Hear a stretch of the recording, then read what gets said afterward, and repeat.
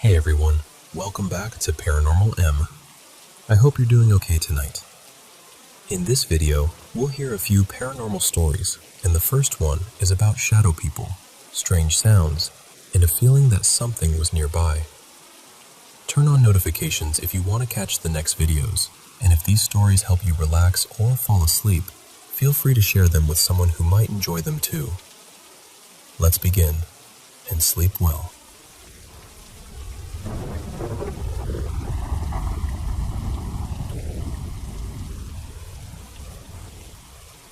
Today I turned 15, and I guess I should start by saying that there's no history in my family of schizophrenia, hallucinations, or anything like that. I've never been diagnosed with anything like that either. My family, though, has always been very spiritual. Faith was a big part of our home.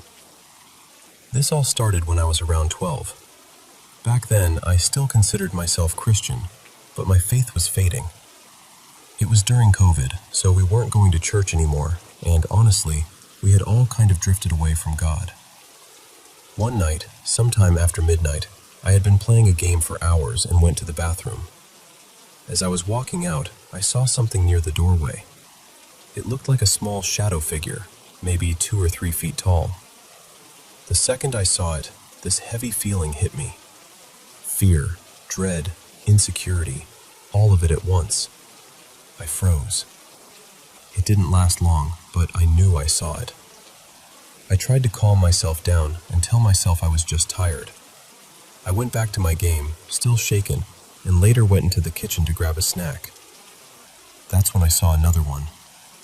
This one was tall, maybe 7 feet, maybe taller. It was standing in the kitchen, completely dark, like a person made out of shadow. I froze again, and then it vanished almost immediately. But I knew what I had seen. A few nights later, it happened again, except this time I felt the dread before I saw anything. The whole house felt wrong. The air looked darker, almost like black fog or smoke moving through the rooms. I've heard people call it black mist, and that's honestly the closest way I can describe it. I was sitting on the couch, and suddenly I started seeing shadow figures everywhere. I heard sounds that reminded me of lions roaring, and these huge stomping noises, like something massive was walking above or under the floor. The lights flickered. Even my cats started panicking, running around like they could sense it too. I went straight to my mom's room and told her what was happening. We prayed together, and after that, things finally calmed down. By the time I was 13, my family knew about what I had been seeing. Honestly, those experiences scared me back into Christianity. We started going to church more often again, and we even had older priests and spiritual leaders come to our house to pray over it and pray over me. For a while, the shadow people terrified me, but the more it happened, the more I got used to them. They started affecting me less. I learned the feeling that came before they showed up. It was almost like I could sense them coming. When that happened, I would play worship music, pray, and remind myself that I was okay. One strange thing I noticed is that when I talk about them at night, they seem to become active again. So I try not to do that too much. But not all of them felt evil. That might sound strange, but it's true. I've seen a few that didn't scare me at all. Some seemed almost harmless. A couple of times I thought I saw one wave at me from the corner of my eye. Others just watched from a distance and didn't do anything. At this point, I still see them sometimes, but I'm not as afraid as I used to be. Some of them almost feel familiar now, like they've just been around for so long that I don't react the same way anymore. I know some people are going to say, "This is fake," or "You definitely have some mental illness." I understand why people might think that. I'm not here to argue with anyone. I've actually left out a lot, and I've softened some parts because the full story is hard to explain. But to me, this was real. Whether it was something spiritual, something in my mind, or something I'll never fully understand, I don't know. And honestly, I'm not sure knowing the truth would change what I experienced. I'm just sharing what happened to me. I've also had experiences where I believe I saw angels, or maybe watcher angels, but that's probably a story for another time. There are a lot of details I left out so this wouldn't get too long, but if anyone has questions or wants to say something, I'm open to answering.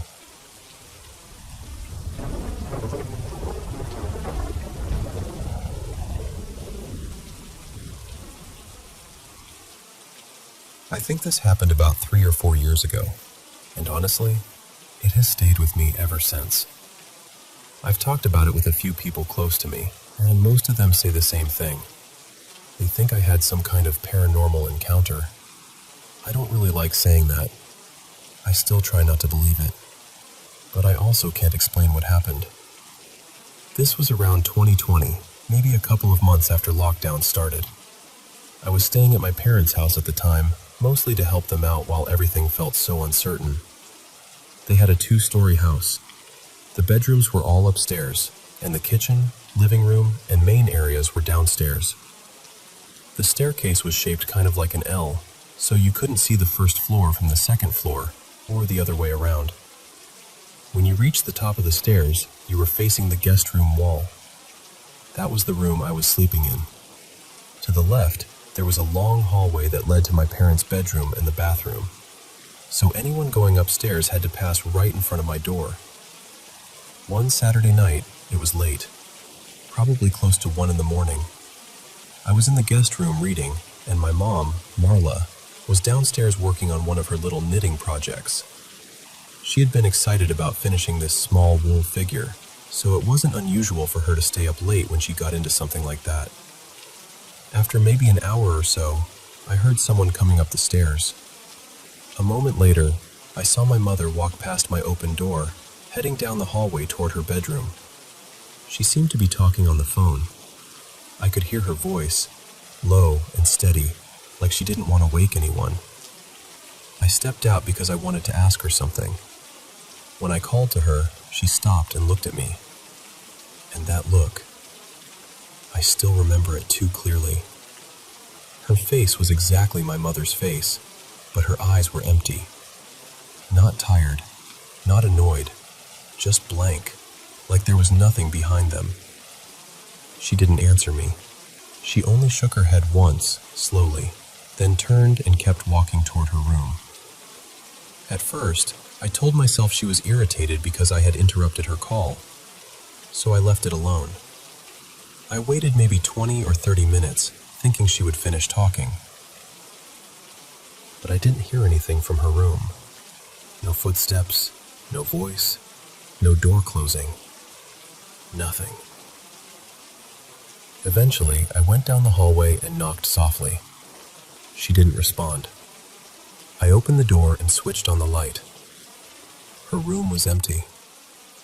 I just stood there for a second, trying to make sense of it. I knew I hadn't heard her come back downstairs. I hadn't heard the stairs creak. I hadn't heard the front door. Nothing. So I went downstairs to check. That's when I found my mother asleep on the couch, with her knitting still nearby.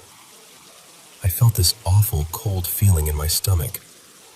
I woke her up and asked, "Mom, why did you come back downstairs to sleep here?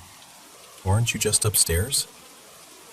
She stared at me, completely confused. Then she asked what I was talking about. I explained everything. I told her I had seen her walk past my room. I told her she had been talking on the phone.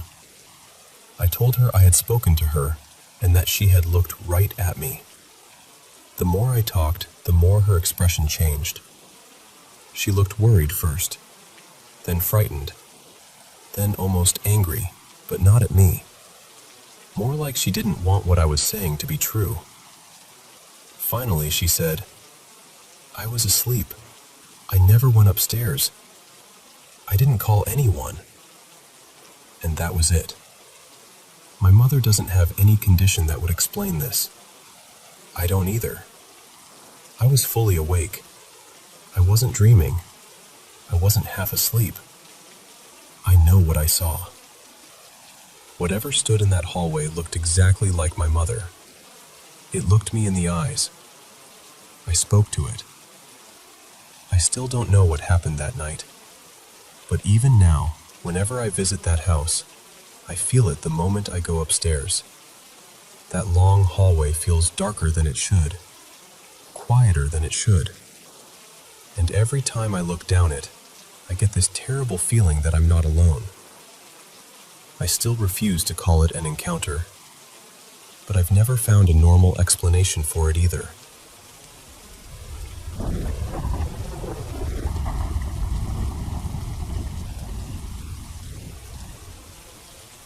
I need to tell this exactly as I remember it, because honestly, I still don't know what to make of it.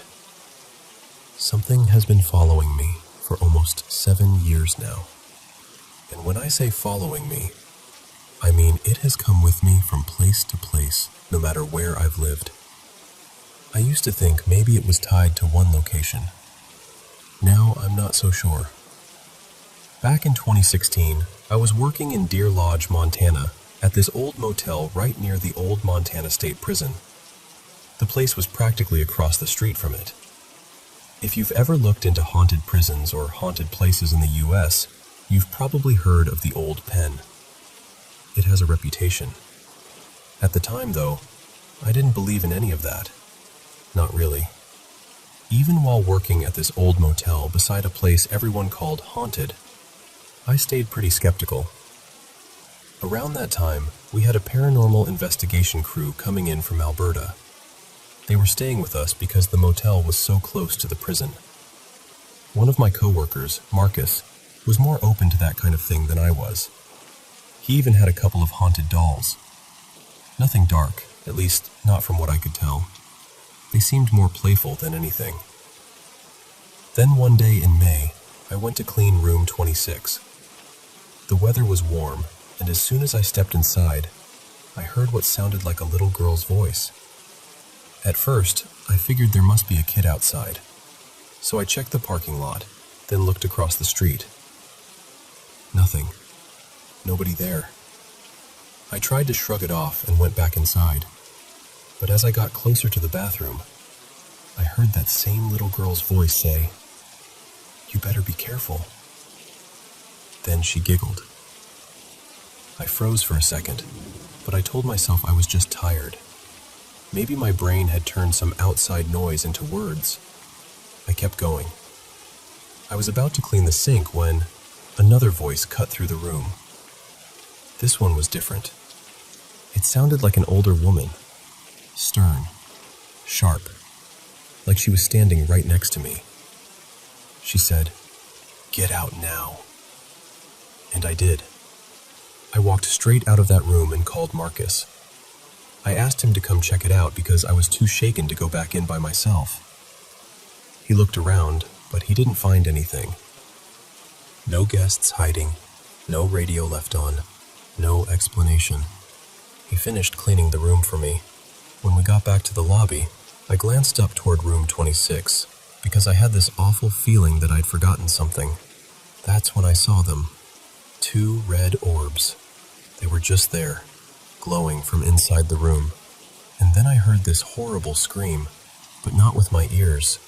It was inside my head. It was blood-curdling. After that, for the next year, every time I tried to go into that room, I'd see those red lights reflected in the mirror. And every time, I'd hear that voice scream, "Get out." Eventually, I stopped trying. I couldn't handle it anymore. When I finally left Deer Lodge, I thought it was over. I moved away, got on with my life, and honestly, I mostly forgot about what had happened at that motel. Until one night, I woke up with this feeling that someone was in my room. You know that feeling when the air changes? When your body knows before your mind does? I looked toward my TV, which was off, and in the dark reflection of the screen, I saw 2 glowing eyes staring back at me. Then came the scream. After that, it started happening every couple of months.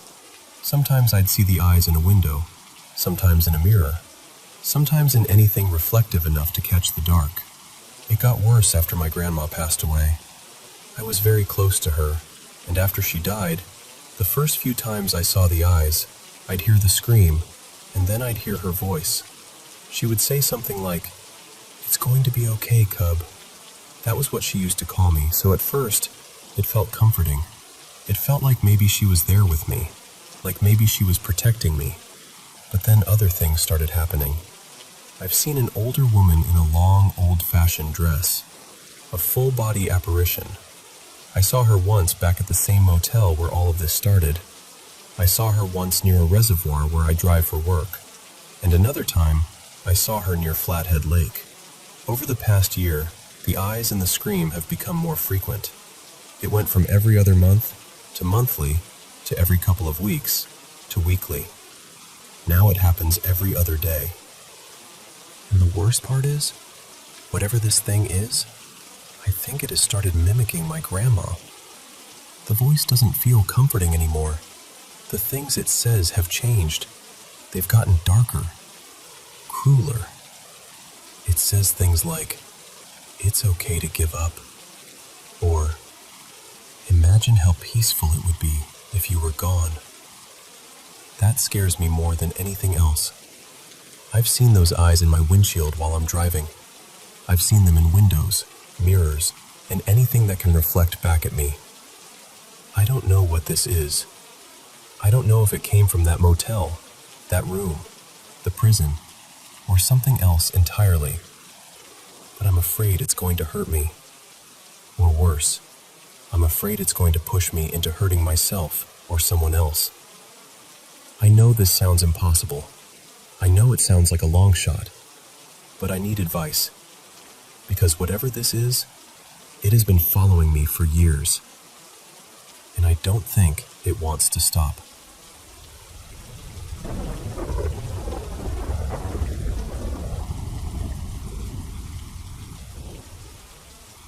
I live out in the Midwest, on a little rural patch of land tucked between a cornfield and a strip of woods.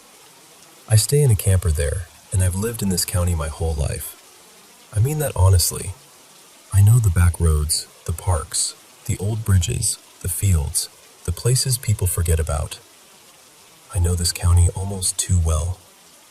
And after everything I've experienced out here, I've come to believe there's something in these woods. I don't say that lightly.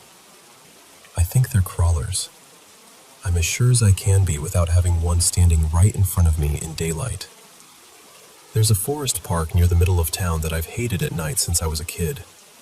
Even back then, before I had words for it, that place made my skin feel too small.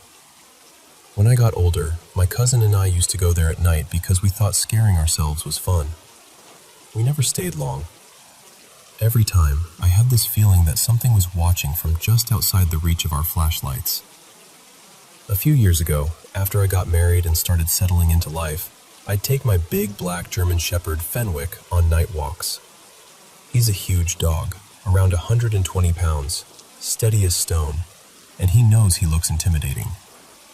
Most nights, I'd walk toward that park, but I usually wouldn't go inside. The first strange thing happened about 5 years ago. Fenwick and I were walking near the woods when everything suddenly went silent. Not quiet. Silent. The kind of silence that feels deliberate. Fenwick started acting nervous, which was completely unlike him. Then I heard rustling in the trees, moving along with us, keeping pace. I couldn't see anything, but I felt stalked. I finally turned around and ran home with him. That was the first time, but it wasn't the last.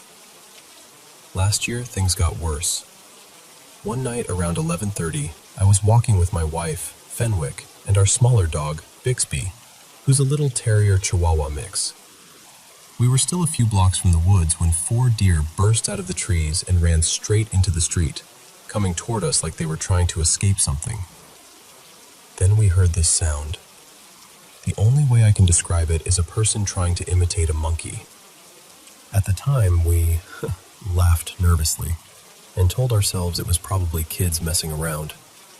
But later I read someone else describe hearing that exact same sound, and I stopped laughing about it. When we got closer to the tree line, we saw 2 reflective eyes staring at us. There was a shape there too, just barely visible. Tall, still, watching. Then came a deep growl, followed by this low, hissing noise. Both dogs noticed it. Fenwick locked onto it, and Bixby started growling under his breath. I posted about it in a local community group, mostly to see if anyone else had seen anything weird. People started telling their own stories. Same park, same woods, same feeling. Around that time, I started working as a tour guide and maintenance worker for a rail bike company. We use old railroad tracks that run through parts of the county most people can't reach unless they come in from the river and climb these steep, loose hills. The route goes under an old bridge and over 2 long train bridges. One of them is about 150 feet above the forest. In the fall, we sometimes worked until midnight. The last tours would go out around 9 p.m., which meant the final stretch happened in complete darkness. One night, we were running about 20 minutes behind. I was stationed alone at the high bridge. By the time we got there, it was pitch black except for the stars. My coworkers dropped me off, stayed until the first customer cart arrived, and then left me there. I gave the safety speech, chatted a little to buy time, and then sent the cart across. Then I was alone. For about 20 minutes, the radios barely worked, just static. That almost never happened. I kept seeing movement in the tree line below. I heard fast footsteps moving all around me, from different directions. I had a floodlight above me, which suddenly felt like the worst idea in the world, because anything out there could see me perfectly while I couldn't see beyond the light. So I shut it off and used my own flashlight. That's when I started catching glimpses of pale skin moving fast between the trees. When the next customer cart finally came around the bend, I flipped the floodlight back on and tried to act normal. There was a little boy in the cart who was already afraid of the dark, and I didn't want to scare him. But while I was finishing the safety speech, I heard movement right behind me and spun around, flashlight up, swearing before I could stop myself. I told them it was probably a deer. I don't think it was a deer. That same night, one of my co-workers was stationed at a rural intersection beside a huge cornfield. He told me later, privately, that something had been moving in the corn and whispering his name, trying to get him to come into the field. His radio was out too, during the same stretch of time mine was. Another night, that same co-worker and I were riding back on the lead cart. We were ahead of schedule, so we stopped in the middle of the high bridge and looked at the stars. From up there, you can hear for miles. Dogs barking across the river, wind in the trees, everything. Then the whole forest went silent.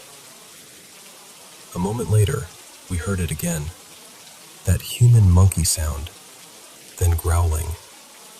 My coworker looked at me, dead serious, and said we needed to leave right then. So I drove us out of there as fast as that cart would go. Not long after, we moved out of state. Other things happened too, not just to me. Every coworker seemed to have at least one story, but I'm only telling mine here. Late that fall, around the middle of November, I drove through the town park at about 2 a.m. I couldn't sleep, so I had Fenwick with me, the windows cracked, and an old CD playing while I took the road through the trees. The second I passed the entrance, I felt wrong. I'm not someone who scares easily, but that park at night does something to me. It isn't ordinary fear. It feels older than thought, deeper than fight or flight. The farther I drove in, the worse it got. I didn't turn around because I was already past the halfway point, and turning back would have kept me in the woods longer. So I sped up where I could. Then I rounded the last curve and saw it. A pale, skinny humanoid thing, tall and stretched looking, crawling on its hands and feet across the road. Fast. Not animal fast. Wrong fast. Maybe 20 miles an hour. We don't have bears here. The only things around that size are deer or people, and this was neither. It crossed from my right side into the trees on the left. Fenwick saw it too. He lost his mind. This dog doesn't bark at animals. He doesn't even care about most other dogs. But he went ballistic, snarling, trying to force himself through the cracked window, almost foaming at the mouth. I've raised him since he was born, and I'm a certified dog trainer. I have never seen him act like that. After that, I became a little obsessed with the park. I don't know why. Maybe part of me wanted proof. Maybe part of me wanted to convince myself I had imagined it. Recently, I walked there at night from my camper with Fenwick. I will never do that again. As we reached the entrance, a huge owl flew past my head so close I could have touched it. That alone made me uneasy. Then, as soon as we entered the park, the nausea and anxiety hit me hard. I walked a few hundred yards to the only streetlight in the whole place, turned around, and faced the woods. Fenwick and I stood there for about 10 minutes. Neither of us moved. The silence was overwhelming. Every tiny sound made me jump. Fenwick kept staring at one spot in the trees, stiff and focused. I swear I saw eyes back there, just for a second at a time. Eventually, I forced myself to walk out. I haven't gone back since. The strangest part is that this county is full of abandoned mines. Hundreds of them. Old tunnels, sealed shafts, forgotten openings scattered under the hills and woods. I don't know if that matters, but out here at night, it feels like it does.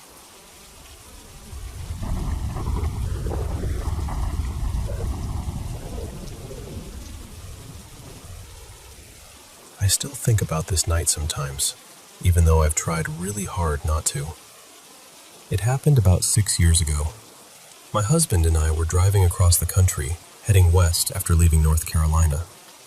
We had passed through places like Topeka, Kansas, and somewhere near Salt Lake City earlier that day, so by the time night settled in, we were exhausted and just looking for somewhere quiet to pull over and camp.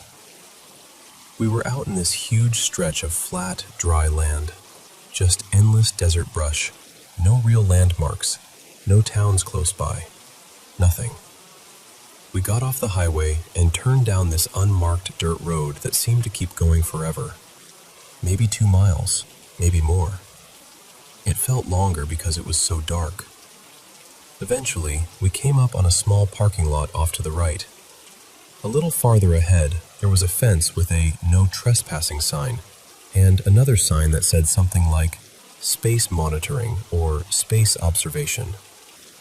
I remember there being a military symbol on it, though I can't remember which branch. Maybe Air Force, maybe Navy.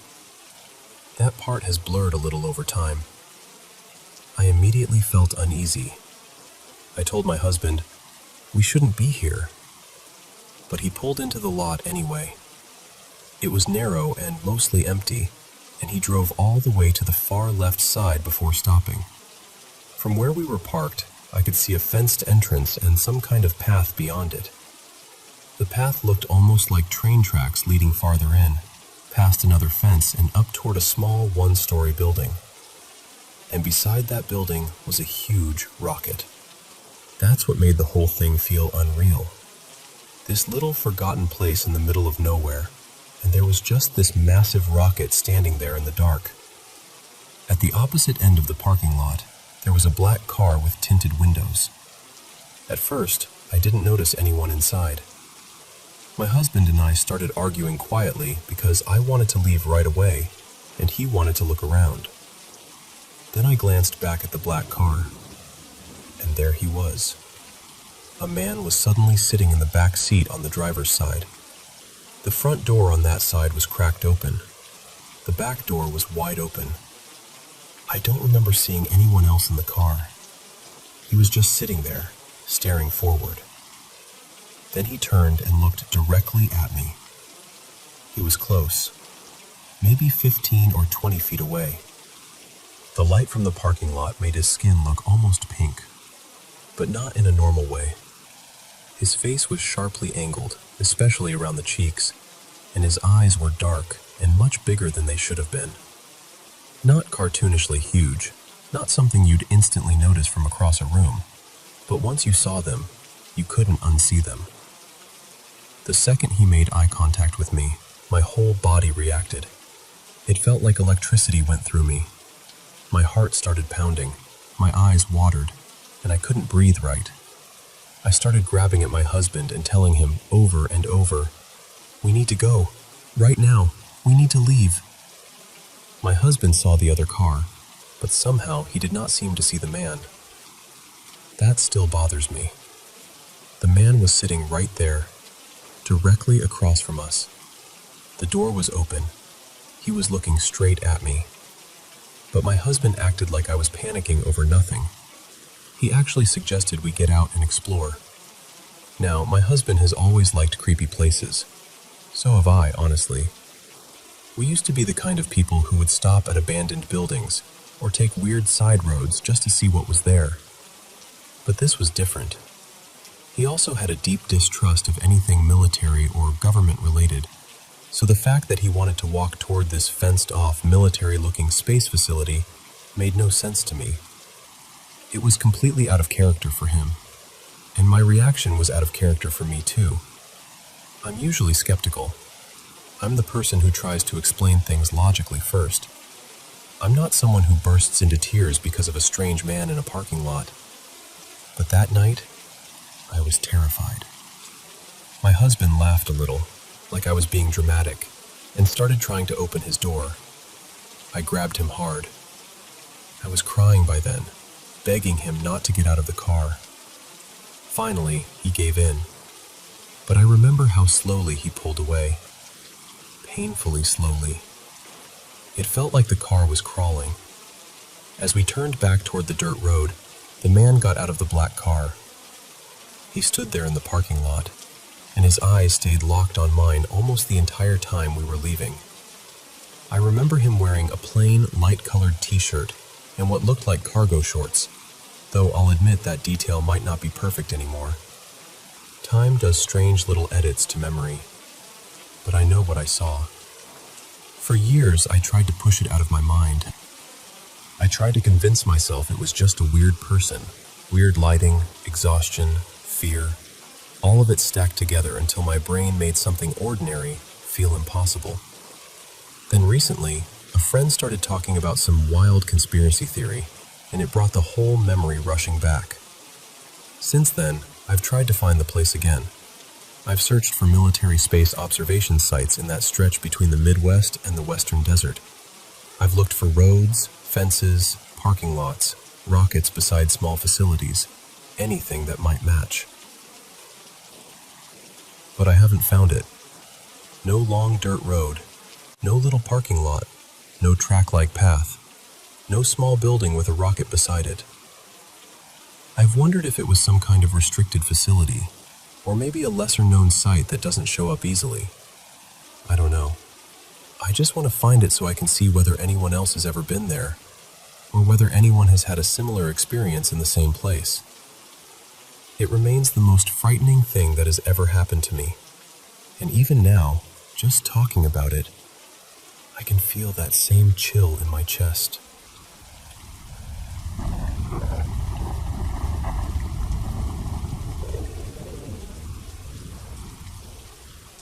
I had been renting a small room in Thailand for almost a month, and honestly, nothing unusual had happened the entire time I was there. No weird sounds, no eerie feelings, no flickering lights, nothing. But on one of my last mornings there, I woke up and immediately felt that something in the room had changed. It's hard to describe, but I knew I wasn't alone.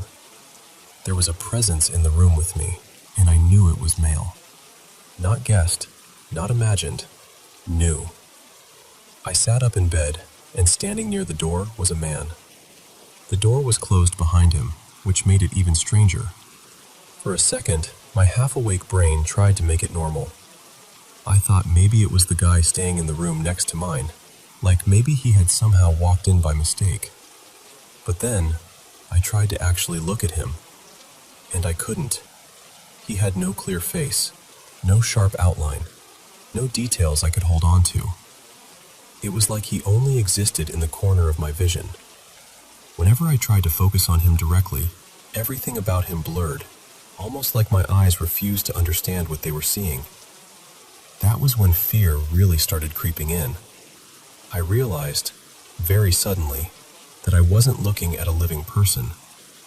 I kept blinking because some panicked little part of me thought, okay, this will stop. I'll blink and he'll be gone.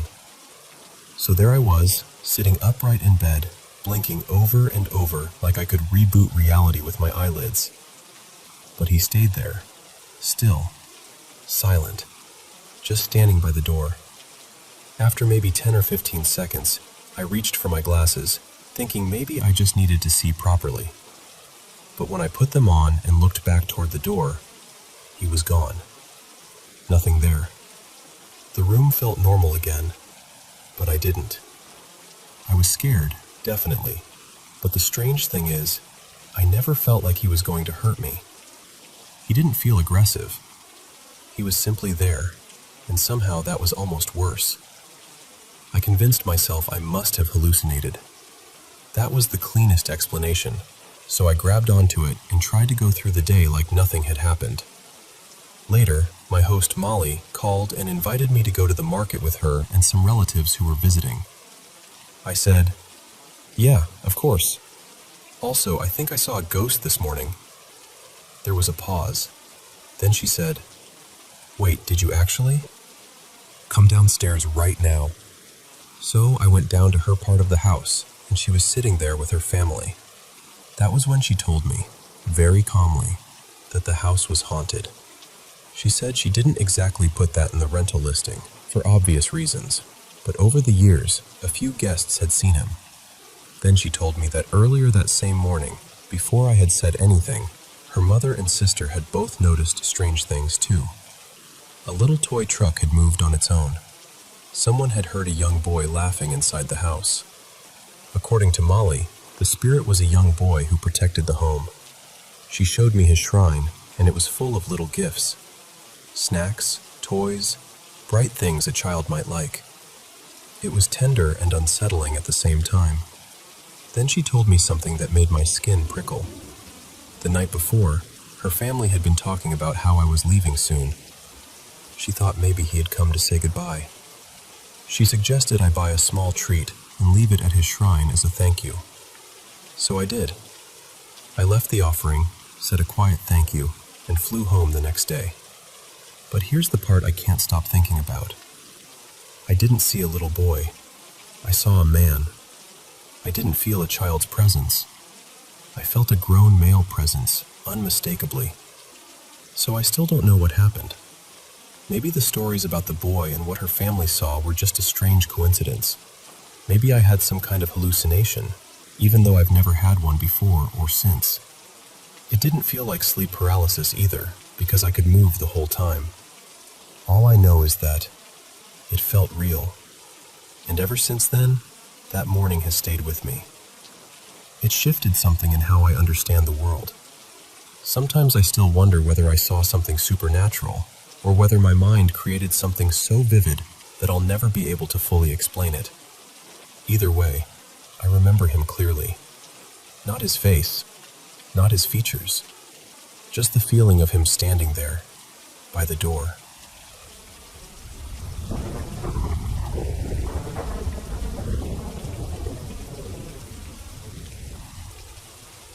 This happened back in January of 2017, when I was 14. I was staying at my cousin's house for a few days, just a normal sleepover kind of thing. Nothing felt strange at first. That morning, we woke up pretty early and decided to walk around his neighborhood for a bit. One detail matters here. My phone was completely dead. I had forgotten to charge it the night before, so I left it plugged in on the dresser in my cousin Tyler's room while we went out. Now, in his neighborhood, there was this one house that always gave us a bad feeling. It had this huge wooden cross in the front yard, probably 7 feet tall, maybe taller, and attached to it was a pentagram. It looked wrong. Not fake haunted house wrong, but the kind of wrong that makes your stomach quietly step backward. Tyler and I were joking about it because that's what kids do when something scares them. We called it creepy, said it looked demonic, and I did something stupid. I flipped off the house. This was around 9 or 10 in the morning. We kept walking, maybe 5 or 10 more minutes, then went back to Tyler's house and honestly forgot all about it. A few hours later, around lunchtime, I checked my phone and saw a text from a number I didn't recognize. The message was written in all caps, with numbers replacing letters. It said something like, W3D1D not a precate your little grester. My whole body went cold. There were more messages after that, long ones, weird ones. I don't remember every word anymore, but I remember the feeling. It was like whoever was texting me knew exactly what I had done that morning. I started apologizing. I was 14, terrified, and I kept begging them to stop. But the messages kept coming. And it couldn't have been Tyler. He was sitting right beside me, watching it happen, and he looked just as scared as I felt. Then they sent a photo. It was the front of Tyler's house. We ran to the window and looked outside, but there was nobody there. No car, no person on the sidewalk, nothing. The texts continued for about an hour. One of them said, W3 man no harm, only justic. And then the worst part happened. My mom texted me asking, "Is everything okay?" I had not told her anything. I hadn't called her. I hadn't mentioned the messages to anyone outside that room. So I opened the conversation with her, and I saw that my phone had sent her something by itself. It was a strange, broken message with 666, the word death, and my own contact name inserted into it. At the time, I had saved my own contact to my phone under a goofy name with a hand sign emoji. Somehow, that exact name appeared in the message sent to my mom. I had no idea how to explain it. I didn't send it. I didn't even understand what it meant. My aunt tried calling the number over and over, but every time she did, it said the number wasn't in service. Whoever it was, they were hiding behind a spoofed number. By then, I just wanted to go home. Tyler and I looked out toward the backyard at one point, and we could see the roof line of that strange house from there. Dozens of black crows were lined up across it. That was when I broke. I called my mom crying. I genuinely thought something had attached itself to me, or that I had triggered something I didn't understand. After I went home, the messages stopped. For almost a year, I refused to go back to Tyler's house. Then, sometime in 2018, I finally visited again. I had been there maybe an hour or two when my phone buzzed. It was a text from a different, unknown number. Just coordinates. I didn't even open a map. I didn't want to know where they led. I knew in my gut it was connected. I blocked the number immediately, deleted the conversation, let my phone die, and handed it to my aunt. I told her not to give it back until I was leaving. For the next couple of years, I kept location services turned off on everything I owned. I was convinced someone, or something, had found a way to track me. There were other things too. Knocking on windows when Tyler and I were home alone. Little incidents that made us feel watched. But the texts were the part that stayed with me. People always ask if Tyler could have been pranking me. No. He was 11 or 12 at the time, and he was genuinely terrified. He still remembers it the same way I do. People also ask why we didn't go confront whoever lived in that house. But I was a scared 14-year-old kid. In my mind, even stepping onto that street again might make the messages start. The part I still can't explain is how they got my number. My phone wasn't even with me when I made that gesture. I lived about 2 hours away, so nobody in that neighborhood should have known who I was. I don't know how my phone sent that message to my mother. I don't know how they knew where I was. And I still don't know if it was a person with some strange technical skill or something much darker. All I know is this. I did something stupid in front of that house, and a few hours later, something answered.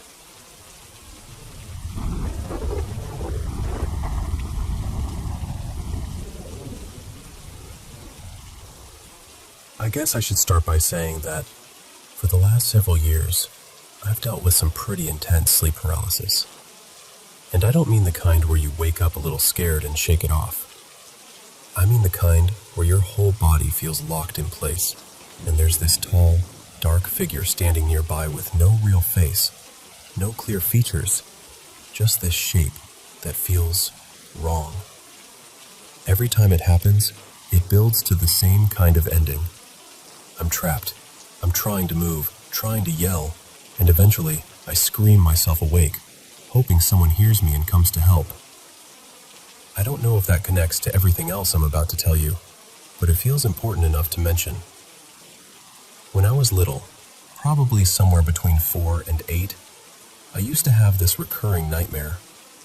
I only know the age range because of the house we lived in at the time. In the dream, our house wasn't really our house anymore. The layout was the same, but everything inside had turned dark and damp, almost like the walls had been swallowed by fog and moss. And there was this figure. It was tall, kind of brownish-gray and shadowy, but not exactly transparent. It would wander outside my bedroom door, and somehow I always knew it was looking for me. I'd hide behind the door, holding my breath, and then it would slowly come closer. I'd see its long fingers curl around the edge of the door, one by one, like it was testing whether it could come in. That was always the moment I'd panic. I'd crawl under my bed, wait for it to enter the room, then squeeze out from the other side and run. And as I ran through the house, I'd turn on every light I could reach. The hallway lights, bathroom lights, closet lights, laundry room, my sister's rooms, every single one. I mean, every light in the house. The dream always ended the same way. I'd make it to my parents' bedroom, flip on their light, and start screaming as the thing came toward their door. And then I'd be awake. But the strange part is, the lights really were on. My parents told me later that I used to sleepwalk all the time, turning lights on throughout the house. So I know that part wasn't something my mind invented years later. Maybe it was just a nightmare mixed with sleepwalking. Maybe that's all it was.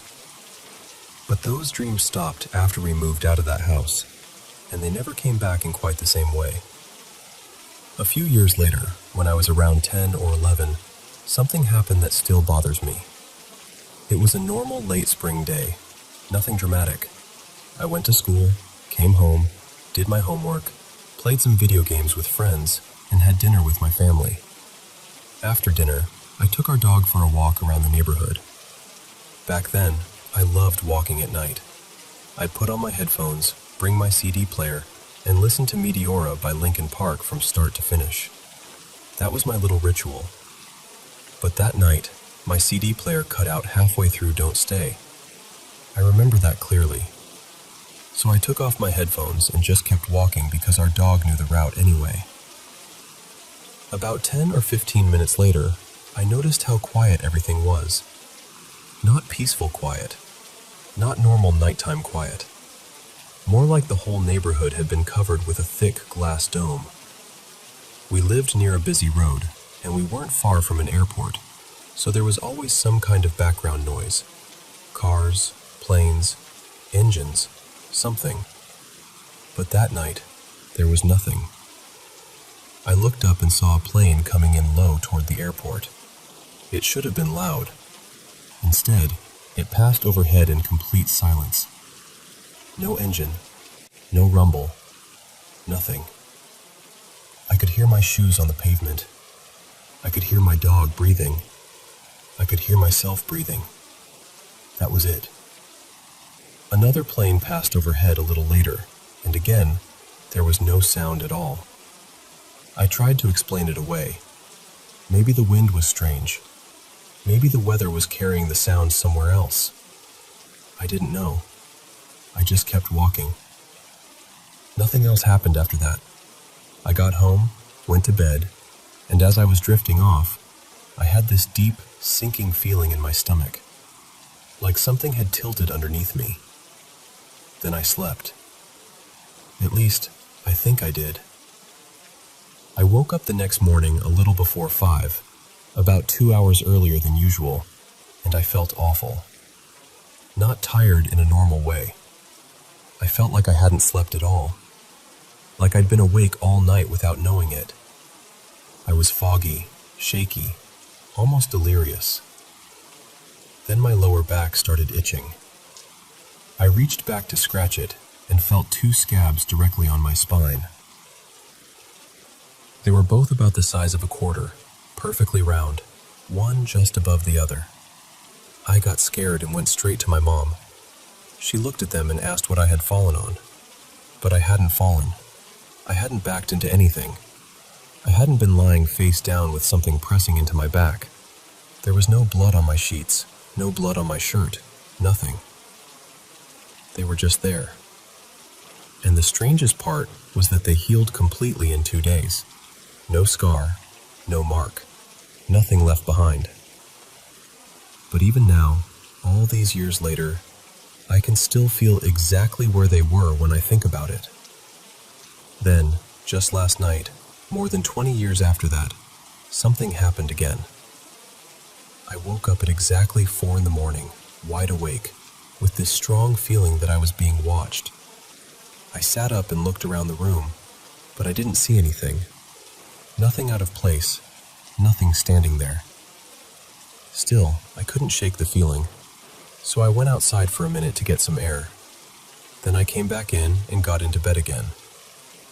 Right as I was about to fall asleep, I heard something heavy running across the roof. Not a branch, not a little animal scratching around. It sounded heavy, fast, like footsteps. I sat up immediately and listened, but it stopped. Nothing else happened. Eventually, I went back to sleep, probably sometime around 4:30 or a little after. But when my alarm went off at 6:30, I felt like I hadn't slept for even a minute. My whole body had that hollow, wrecked feeling I used to get after staying up all night at the game shop when I was in high school. So I checked my Fitbit, thinking maybe I just slept badly. According to the app, I was in light sleep or awake from 3:25 until 4. Then it says I was completely awake from 4 until 5:45. But that's the part I can't get past. Because I know I closed my eyes again. I know I started drifting off before 5. And somehow, the little record on my wrist says I didn't.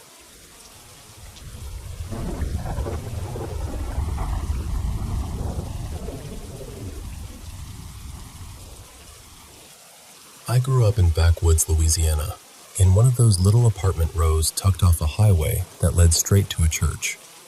The other end of the road was a dead end, and that was the side we lived closer to. My childhood was rough.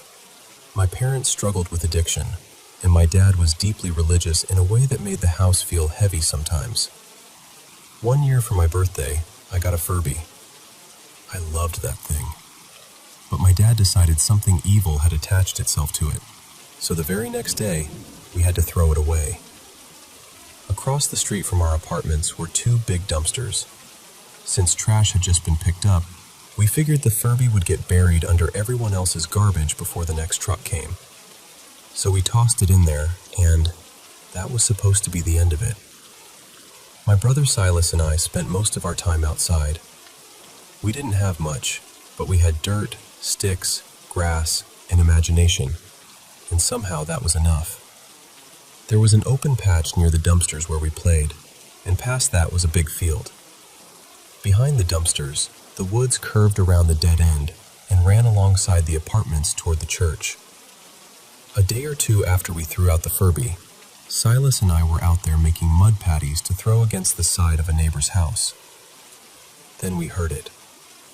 A growl. Not a dog growl. We knew dog growls. Loose dogs were everywhere back then.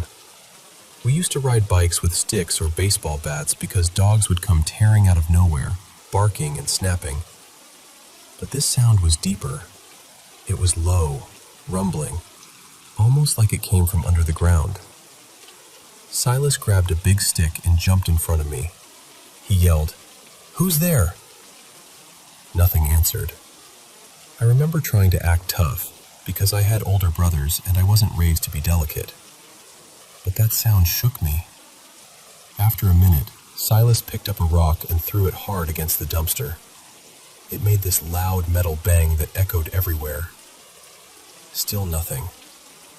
Then he started walking toward the dumpster, like he was about to look behind it. That's when my mom burst through our screen door and yelled, "Y'all get inside! Street lights are on! Come eat supper!" I honestly don't know what scared me more, whatever was behind that dumpster, or my mama flying out of the house like thunder in slippers. That night we ate red beans, again. We were poor, so it was usually beans or potted meat sandwiches, but my mom always made sure there was something on the table. After supper, we went to bed. Bedtime was 10, no arguing. I slept on a mattress on the floor behind the living room couch. We didn't have our own rooms. My parents stayed up late most nights, arguing and doing what they did, and I'd lie there pretending not to hear. That night, I was staring toward the kitchen, looking at the pot of beans still sitting on the counter, when I heard my mom talking to my dad. She told him she didn't want us playing near the dumpsters anymore. Then she said she had seen a big kid crouched behind one of them, digging through the trash and watching us like he was hiding. She said as soon as she saw him, she called us inside.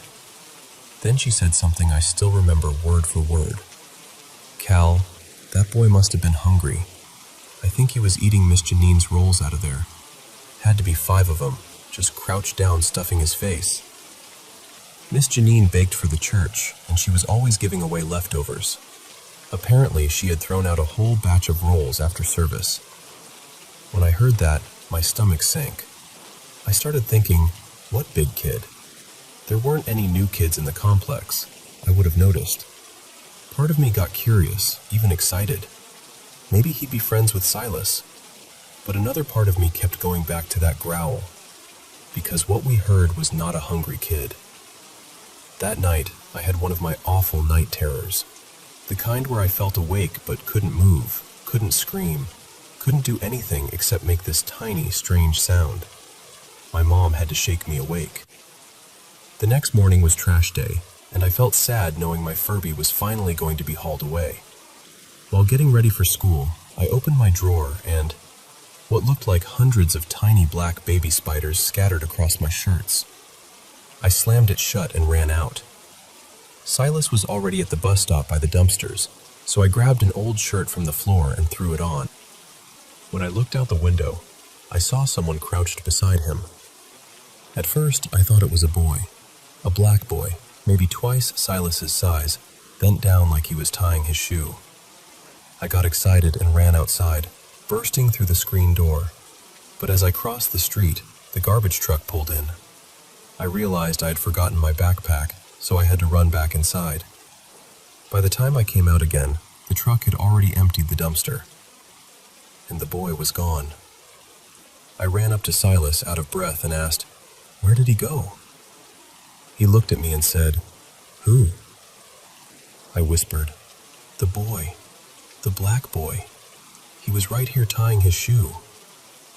Silas stared at me like I had lost my mind. Then he said, "You're crazy. And the garbage truck came. Furby's gone.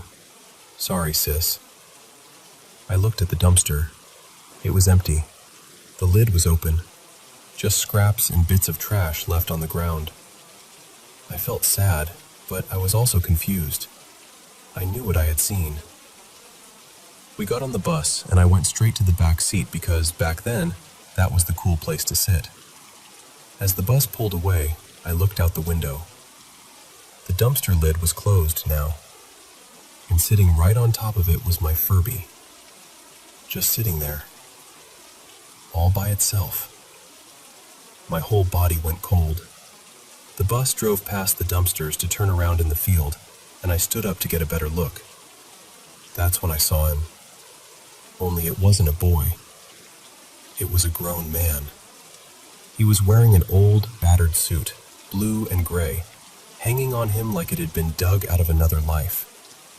He stood directly across from where we had waited for the bus, and he stared at me the entire time. Then, as the bus pulled away, he opened the dumpster, picked up my Furby, climbed inside, and closed the lid behind him. I never told my mom. I never told Silas. I still haven't. We never saw that boy again. But even now, years later, I remember that growl. I remember the man in the ruined suit. I remember the dumpster lid closing. And I will never forget that cursed little Furby.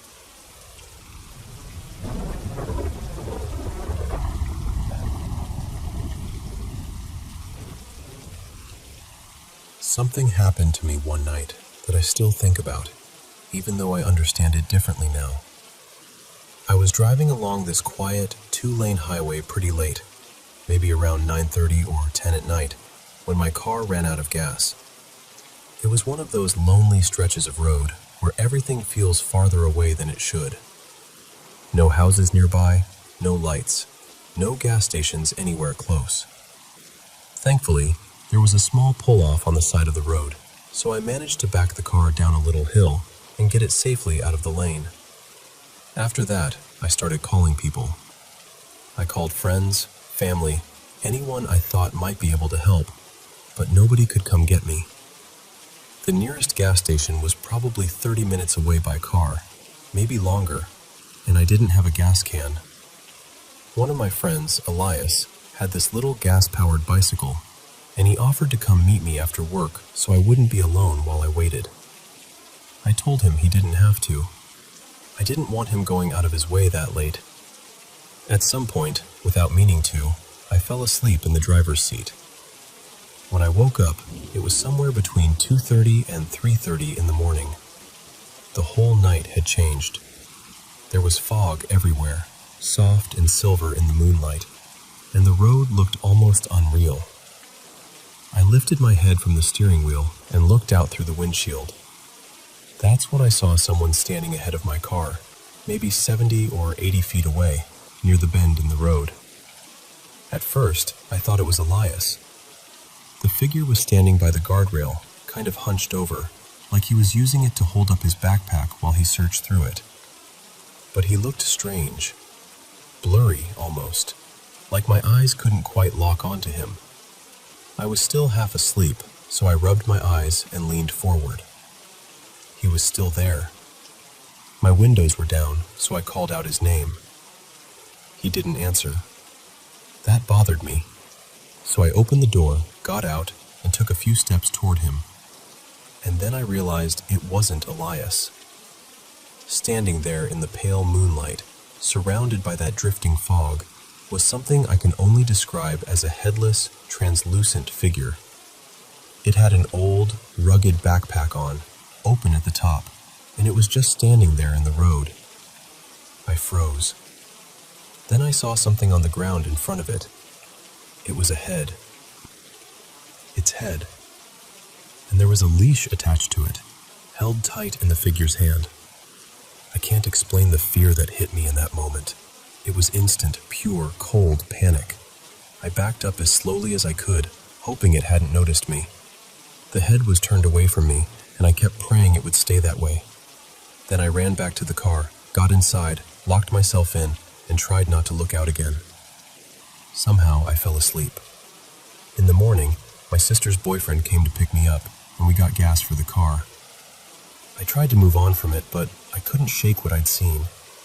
About a week later, I was at home in my room.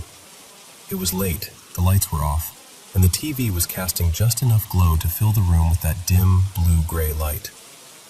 I was lying in bed when I caught movement out of the corner of my eye. I turned, and there it was. A head. The same kind of head, or at least that's what it felt like. It was hopping beside my bed, over and over, like it was trying to get up onto the mattress.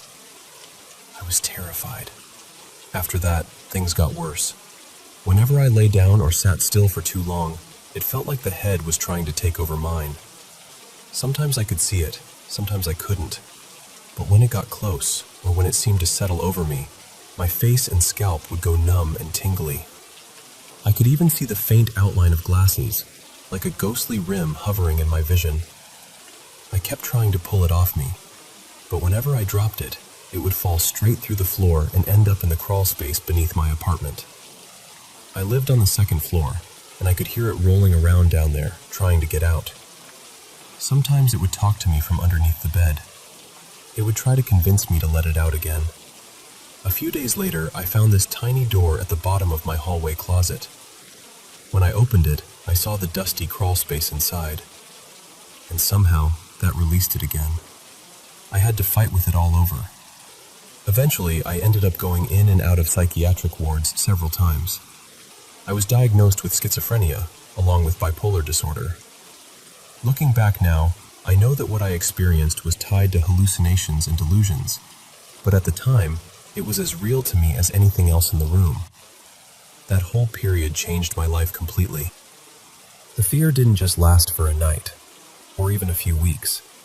It went on for a little over 3 years, with other things happening too. Things I saw and heard that I couldn't separate from reality. The first time I went into the hospital was in March of 2020, right when COVID was starting to appear everywhere in the news. Because of what I was already believing, I thought they were going to lock me away forever. I was absolutely terrified. And even now, when I tell this story, I'm not telling it because I want anyone to believe every image exactly the way I saw it. I'm telling it because that fear was real.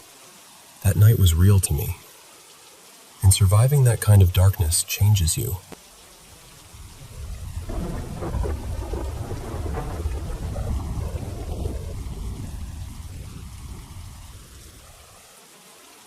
This happened a few years ago, back when I was still a kid. I'm 21 now, living in South Africa, but at the time I must have been around 11 or 12, probably in grade 5 or 6. Back then, sleeping over at my cousin's house was completely normal for me. It happened all the time. Our families lived on the same small piece of land, so it was easy. There were 2 houses on the property, and one of them was split into 2 separate little flats. My family lived in one half of that house, while my cousin's family lived across the yard in a double-story house. So on weekends, the routine was always the same. We'd come home from school, finish our homework, and then I'd walk over to my cousin's place for a sleepover. It became such a regular thing that nobody really thought twice about it. One night, around 11, my aunt told us she was going over to my mom's flat with my younger cousin to watch a movie. She told us to be safe, and we watched both of them leave. At about 11:30, my cousin Bella and I decided to go bathe and shower. That was also normal for us. We used to get ready late at night, then sit in the bathroom forever, just talking. Their house had 2 bathrooms upstairs. One was in the hallway and only had a bathtub. The other one was inside my aunt and uncle's bedroom, and that one had both a shower and a bath. We always chose that bathroom because Bella liked to shower, and I loved taking long baths. We'd usually put on music, laugh, talk about school, crushes, silly drama, everything 11-year-old girls usually talk about. The layout is important here. My aunt and uncle's bedroom had a main door that locked from the inside. Then the bathroom door also locked from the inside. That night, we locked both doors, just like we normally did. At first, everything felt completely ordinary. We were playing music, joking around, and having fun. I remember checking my phone at one point and seeing that it was midnight. I even laughed and told Bella, "We've already been in here for half an hour." And then we heard footsteps. They were coming from inside the bedroom, just outside the bathroom door. That was the first strange thing, because we had not heard the bedroom door open. Not once. No handle turning, no door creaking. Nothing. But the footsteps were there. Slow, clear, getting closer and closer. Then they stopped, right outside the bathroom door. For about a minute, everything went quiet. Then something started banging on the door. Not just knocking, banging. And then it screamed in my aunt's voice. It sounded exactly like her. Not similar, not close. Exactly. It shouted in Afrikaans, "Bella, maak oop hierdie deur nou," which means, "Bella, open this door now." The worst part was how real it sounded. It had the same anger in it, the same sharpness, even the same little crack my aunt's voice gets when she is really upset. But something about it felt wrong. Whatever it was, it kept doing everything in threes. 3 bangs on the door, then the same sentence shouted 3 times. Then again, 3 bangs, 3 shouts. And then it just stopped. The whole room went dead silent. I remember my heart pounding so hard I could feel it in my throat. Bella wanted to open the door, but I told her not to. I thought my aunt was furious, and honestly, I was terrified. But some part of me also knew that something about this was not right. We stayed in that bathroom for another 10 minutes, too scared to move. Then, around 10 or 15 minutes past midnight, we heard the front door downstairs open. This time it sounded normal. We heard my aunt and my little cousin talking as they came into the house. Bella and I got dressed as fast as we could. We unlocked the bathroom door, stepped into the bedroom, and immediately realized something that made my stomach drop.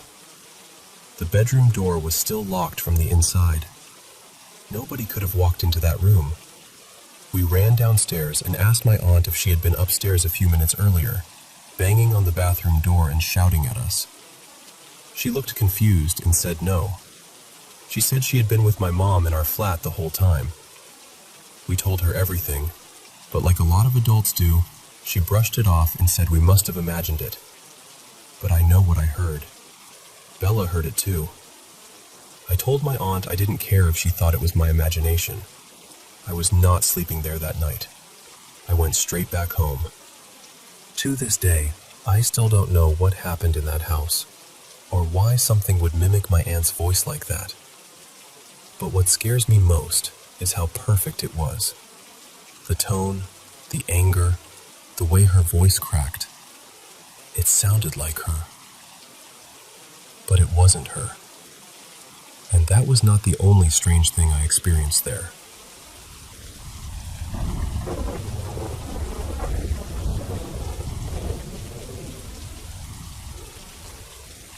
I want to tell you about something that happened to a friend of mine years ago.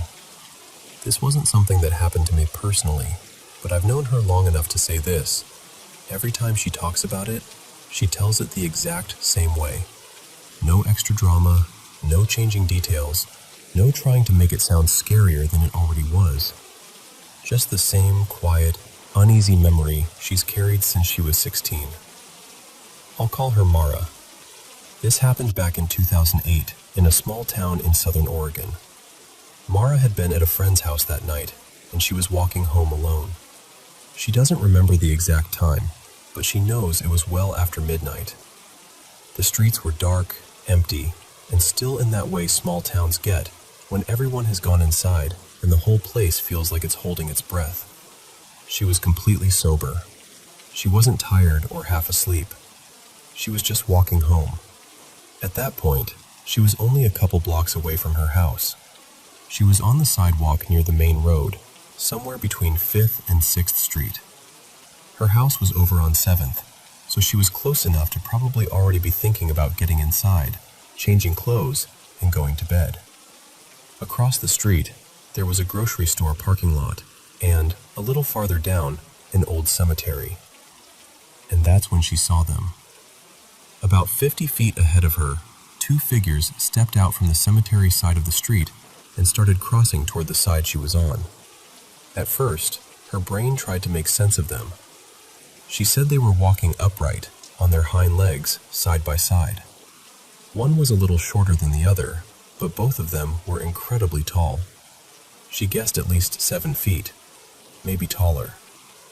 They were hunched over, thin in a way that didn't look natural, with long limbs and narrow bodies. Her first thought was that they looked almost like deer walking upright, but there was no fur. Their skin looked dark gray, maybe ashy, and smooth from what she could tell in the streetlight. Their arms were held close to their bodies, bent awkwardly at the elbows and wrists, almost like the way people joke about a T-Rex holding its arms. But the strange part was how long those arms were. Their hands hung much farther down than they should have, nearly as long as their legs. She doesn't remember seeing tails. When I asked if they had hooves, she said she thinks they might have, but she can't say that part for certain. What she does remember clearly is that they made no sound, no footsteps, no scraping on the road, nothing. They just crossed the street in silence. I asked her if they had antlers, or if maybe their faces looked like deer, because part of me was trying to find some normal explanation for it. Like maybe they were sick animals, or some kind of strange trick of the light. But she said no. No antlers, no deer-shaped heads, nothing animal-like in the face. Their faces, she said, were closer to human. Not exactly human, not right, but human enough that it made the whole thing worse. The features were there, just slightly wrong, like something had copied a person from memory and missed a few important details. Mara froze the moment she saw them. She said she couldn't move at first. She just stood there on the sidewalk, watching these two tall, bent figures cross the empty street together. And the strangest thing was how calm they seemed. They didn't run. They didn't look around. They didn't seem startled. They didn't even seem to notice her. Or, if they did, they gave no sign of it. She said they moved almost casually, like two people out for a quiet walk at night. That part always unsettles me. They crossed onto her side of the road and continued down 6th Street, side by side. Mara watched them pass the first house, and then they slipped out of view. That was when something in her snapped back into place. She suddenly realized she had been standing there frozen, and instead of running straight home, she ran towards 6th Street to see where they had gone. She doesn't really know why. Maybe shock. Maybe curiosity. Maybe her brain needed proof that she had actually seen what she thought she saw. But when she reached the corner and looked down the street, they were gone. Completely gone. There was nowhere obvious they could have disappeared to that quickly. They hadn't been moving fast. They hadn't been running. They had been strolling, slowly and silently. But in the few seconds it took her to reach the corner, they had vanished. That was when the fear really hit her. She turned around and ran the last block to her house as fast as she could. She didn't stop until she was inside. The next morning, she told her mom and her sister what had happened. She still says she has never seen anything like those figures before or since. The closest comparison she can come up with is the werewolf form from the Harry Potter movies, the one that's hairless and tall and painfully thin. Except these things didn't have wolf faces. Their faces were more human than that. And that, to her, was the worst part. Mara has only told a handful of people about it. Her family, a few close friends, and me. She doesn't talk about it for attention. She doesn't tell it like a campfire story. She tells it like someone remembering a car accident, something that happened too fast and too clearly to ever fully leave her. Nothing like that had ever happened to her before. Nothing like it has happened since. But even now, all these years later, whenever she describes those two figures walking silently across the road, her voice changes. Because whatever she saw that night, she knows one thing for sure. They were not just animals. And they were not people.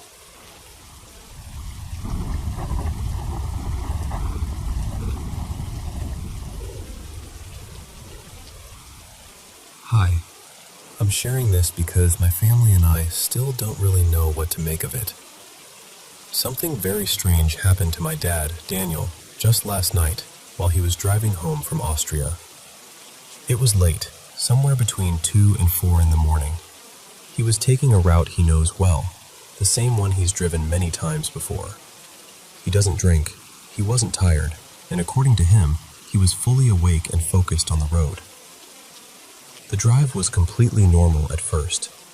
Then, when he was maybe 70 or 80 kilometers away from the town he usually uses as a checkpoint, he noticed something in the rearview mirror. A bright light. At first he thought it might be a motorcycle behind him, maybe 400 or 500 meters back. But almost right away, something about it felt wrong. The light wasn't behaving like headlights. It didn't sway naturally, didn't drift, didn't move the way another vehicle should. When my dad eased the car slightly to the left, the light moved left at the exact same moment. Not a second later, not gradually, exactly with him. He kept driving, trying to stay calm, but over the next several dozen kilometers, the light kept appearing and disappearing.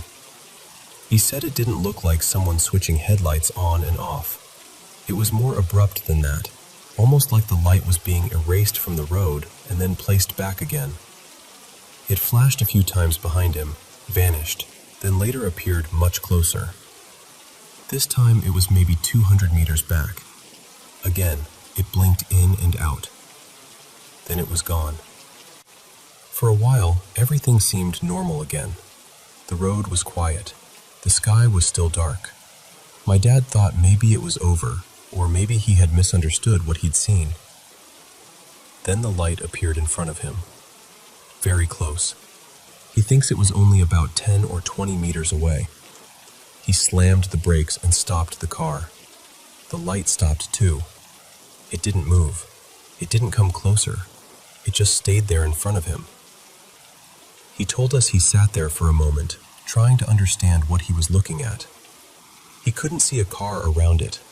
No body shape, no reflection, no outline. Just the light. Eventually, he started driving again. He decided to move into the left lane, thinking he could pass around it. But the moment he turned left, the light turned left too. Perfectly in sync with him. He said that was the part that truly frightened him. He kept going anyway, stayed in the left lane for a short stretch, then moved back to the right. The light showed up again, farther away now. At first he thought it looked like two lights close together, but after staring at it longer, he said it seemed more like 4. The farther he drove, the farther away it became, until finally it disappeared again. He drove quietly for a while after that. Then it came back one more time. This time, it was ahead of him, maybe 300 meters away, and it looked like it was coming straight toward him at high speed. He honestly thought he was about to crash into whatever it was. He turned on his high beams. Usually, when he does that, the road lights up far ahead. He can see signs, trees, rails, anything in front of him. But this time, he couldn't see anything around the light at all. It wasn't illuminating the road. It wasn't casting light on the surroundings. He said it felt like the light was somehow stuck in his vision, but still real at the same time. When his high beams came on, the light started moving farther and farther away from him, until it finally disappeared. By the time he reached the town he was aiming for, the sky was beginning to brighten. After that, he didn't see it again for the rest of the trip. I know how strange this sounds, I really do. What worries us most is not only what he saw, but how he sounded when he told us about it. My dad is 67, and he has never spoken the way he did this morning. He was stuttering, speaking slowly, and some of his words seemed to fade before he finished them. My mom and I both noticed it immediately. She's planning to take him to a doctor because this has never happened before, and we don't want to ignore the possibility that something medical could be involved. My parents are also very religious, and they've already reached out to a priest. I don't personally know what to think about that side of it, but I'm mentioning it because it matters to them, and maybe it's part of how they're trying to process what happened. I'm not saying this was paranormal. I'm not saying it wasn't. I honestly have no idea. I just know my dad came home shaken, and my family is worried. So if anyone has any idea what could explain something like this, whether it's a medical issue, something with the road, lights, reflections, another vehicle, anything at all, I'd really appreciate hearing it.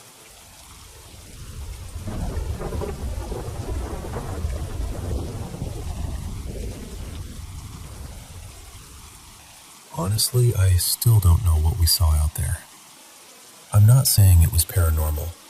I've never really been the kind of person who jumps straight to ghosts or anything like that. But whatever it was, it scared us badly enough that I've been thinking about it for days. So, for context, I live in Northeast Florida, not too far from Jacksonville. This happened late at night, probably somewhere around 11:30. It was dark out there. I mean really dark. We were deep enough in the woods that there wasn't much light around at all, and we were standing near the car with every light turned off, so I don't think it could have been a reflection. The light itself was tiny and white. That's the part that keeps bothering me. It wasn't big or dramatic at first, just this small white light sitting there in the trees about 5 feet off the ground. I was out there with my friend Ray, just hanging around and talking. We noticed the light, but at first we didn't really react. We just kind of stared at it while we kept talking, trying to figure out if it was a person, a bug, or maybe something reflecting off something else. Then, after a few seconds, it blinked out. And when it came back, it had shifted a little to the left. That was the first moment where both of us went quiet. You know that feeling when your body understands something is wrong before your brain catches up? That's what it felt like. We didn't discuss it. We just got in the car and left. But curiosity is a dangerous little engine. After we calmed down, we decided to go back. We picked up another friend, mainly because we wanted someone else to see it too. Maybe we wanted proof.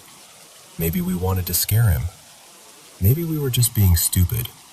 Probably all three. About 20 minutes later, we were back in the same spot. This time, we were ready. Phones out, cameras on, watching every direction. And that's when I saw it again. Only this time, it wasn't just sitting there. It looked like it was coming from deeper in the woods, blinking on and off as it moved closer. Each time it flashed, it seemed nearer than before. Then it got close enough that it felt like it was right beside us. And suddenly it flashed way brighter than before. The closest way I can describe it is like someone shining a tiny laser straight at you, except there was no person there, no beam, no sound. Just that sharp white flash, right near us. We screamed, got back in the car, and drove off again. Now, I know coming back a third time sounds ridiculous. Believe me, I know. But once we were away from it, that same curiosity started creeping back in. We kept saying we needed to understand what it was. We told ourselves we'd stay calm this time and actually observe it. So we went back. For a while, nothing happened. Maybe 10 minutes passed. Then the light returned, moving through the woods again. It flashed near us like before, but this time we didn't leave right away. It gave off 3 or 4 flashes while staying mostly in one place. Then it started moving around more, almost like a flying insect, but the flashes were still too bright and too strange. It didn't move the way I expected a normal bug to move, and it still wouldn't show up on camera, no matter how obvious it looked to our eyes. We watched it for maybe 2 minutes before we finally decided we'd seen enough. I've tried to find a normal explanation. I really have. I've looked up insects, reflections, camera effects, swamp gas, everything I could think of. Maybe there is a scientific answer, and honestly, I'd prefer that. I'd rather feel silly than feel like something out there was watching us. But I still can't find anything that matches exactly what we saw. All I know is this: there was a small white light in those woods, It moved closer each time it blinked. It flashed right next to us, and none of our cameras picked up a thing.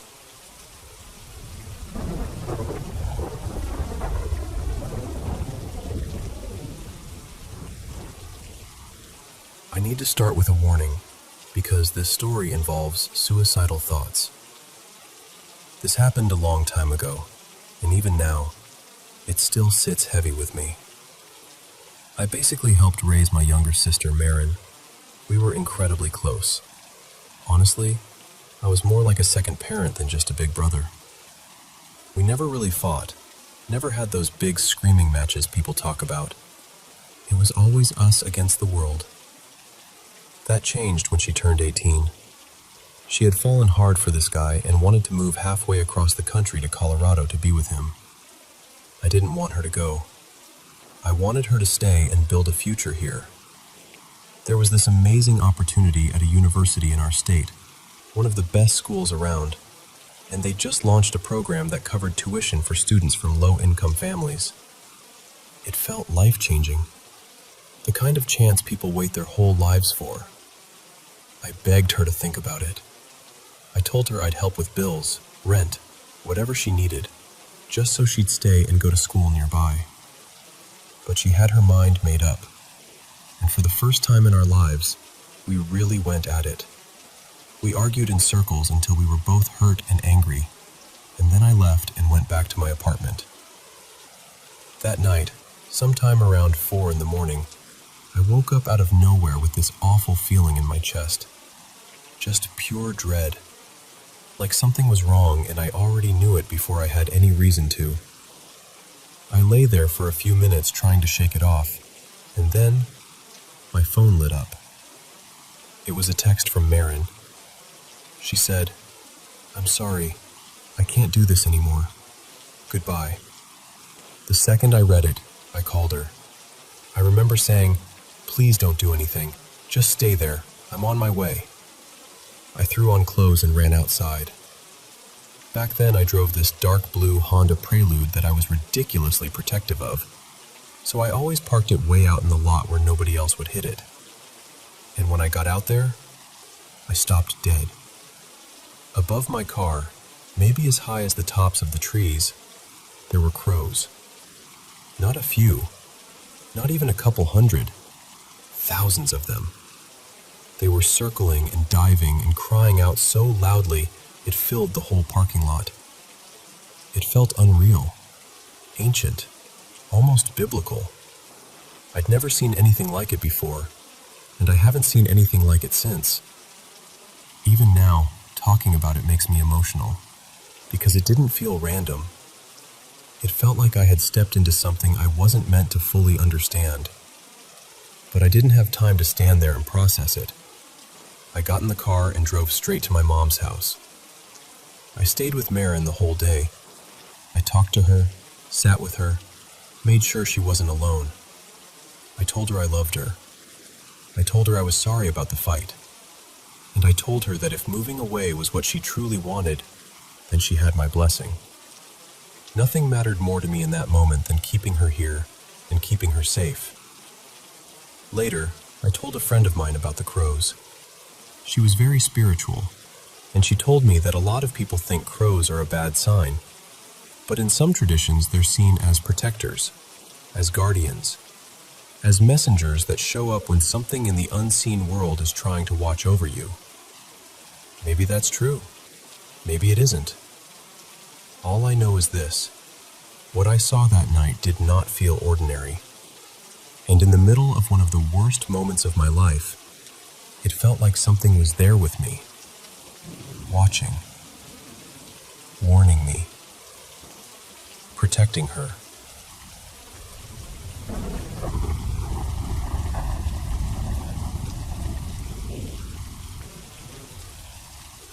I'm sharing this because I've carried these experiences with me for years, and at some point, you start needing to say them out loud just to hear how they sound outside your own head. I'm not asking anyone to believe me blindly. I'm not even saying I understand all of it myself. I just know there have been moments in my life that never felt ordinary. and no matter how much time passes, they stay with me. The first experience I remember clearly happened years ago when I was living in South Carolina. I was driving through a quiet neighborhood in the late afternoon, nothing unusual about the day at all, when I saw two enormous figures crossing ahead of me. They were impossibly tall, maybe 10 or 11 feet, thin and strange in a way that made my whole body go cold.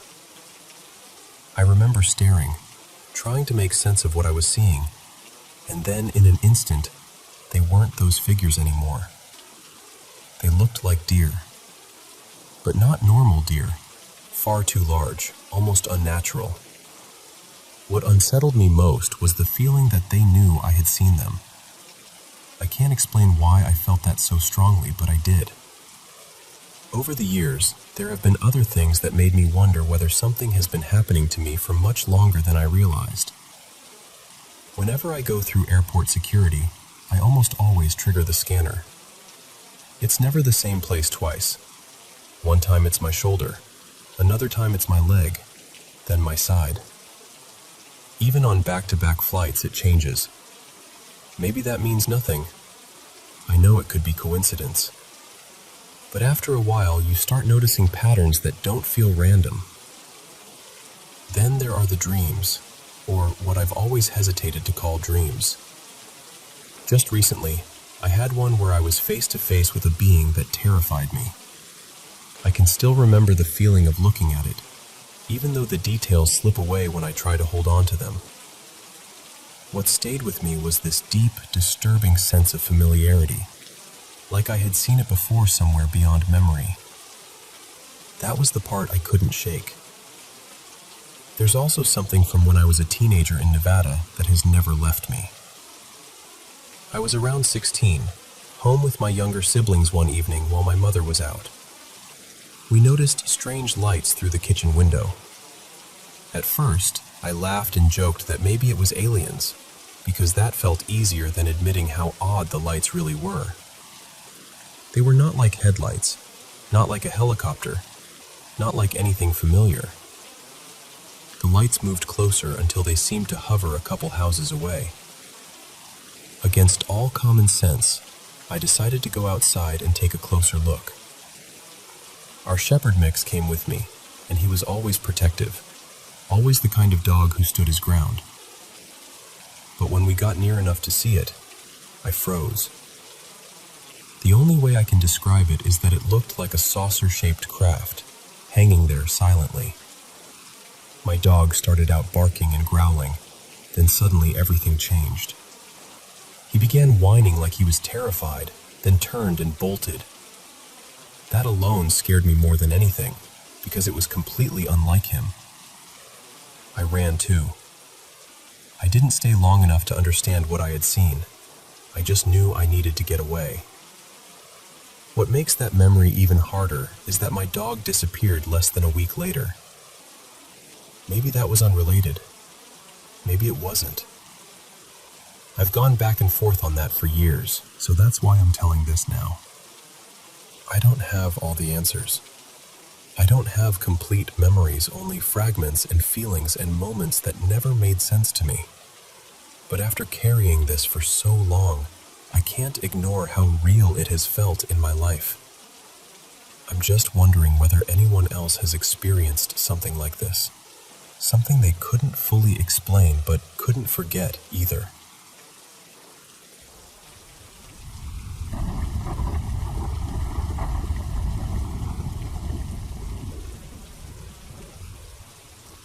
Hey, this has been on my mind a lot lately, and I can't really explain why. I just keep coming back to it. So I thought I'd tell you the story the way I've always heard it. This is something my mom, my aunts, and my uncles have all told me at different times over the years. What's strange is that the story never really changes. The details have always stayed almost exactly the same, and I guess that's why I believe it. My mom, I'll call her Marin, grew up on the Pine Ridge Reservation before moving to Rapid City when she was around 16. This would have been sometime in the early or maybe mid-1980s. Back then, she was dating a boy who still lived on the reservation, His father had recently gotten very sick with cancer, and he asked her to come with him to a Uwipi ceremony that was being held for his dad. Before she went, Marin told her own mother where she was headed, and her mom warned her not to go. She told her she wasn't ready for something like that she was too young and not grounded enough to understand what she might experience. But you know how teenagers are. Being told no just made her more determined, so she went anyway. Before the ceremony started, a bowl was passed around with a sacred stew in it. Marin took a bite without really asking questions. Then everyone settled in, and when the ceremony began, they were told very clearly to keep their eyes closed. At first, she listened, but only for a while. Partway through, curiosity got the better of her. She opened her eyes, just for a second, and that's when everything changed. She said she saw these glowing orbs moving through the room, some small, some larger, drifting and darting through the darkness. Not like anything she could explain, not like candlelight or reflections. She said they felt alive somehow. The second she saw them, panic hit her. She got up and ran out. Her boyfriend came after her and found her outside, shaken and crying. She told him what she'd seen, and not long after that, she found out what had been in the stew she'd eaten. Once she realized, she got sick and threw up. Later, when she got home, she was still crying. She told her mother everything that had happened, expecting comfort, I guess. But instead, her mom basically laughed and gave her the classic, "I told you so," and that was that. But according to my aunts and uncles, something about her changed after that night. They all say it. My mom herself believes it opened her up spiritually in some way. My dad has his own thoughts about it too. He always says that maybe that night explains why she became the person she is. I don't know exactly what happened in that room. I wasn't there. But when the same story gets told the same way for decades by different people, it sticks with you. And whatever it was, it definitely left a mark on her. So I guess, if there's anything to take from this, it's simple. When you're in a ceremony and the spiritual leader tells you to keep your eyes closed, keep them closed. Some things aren't meant to be seen before you're ready.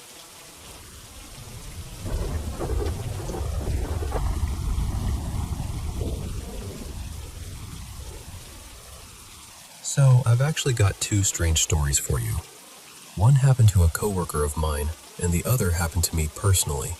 And honestly, both of them have stuck with me for years because I still can't fully explain either one.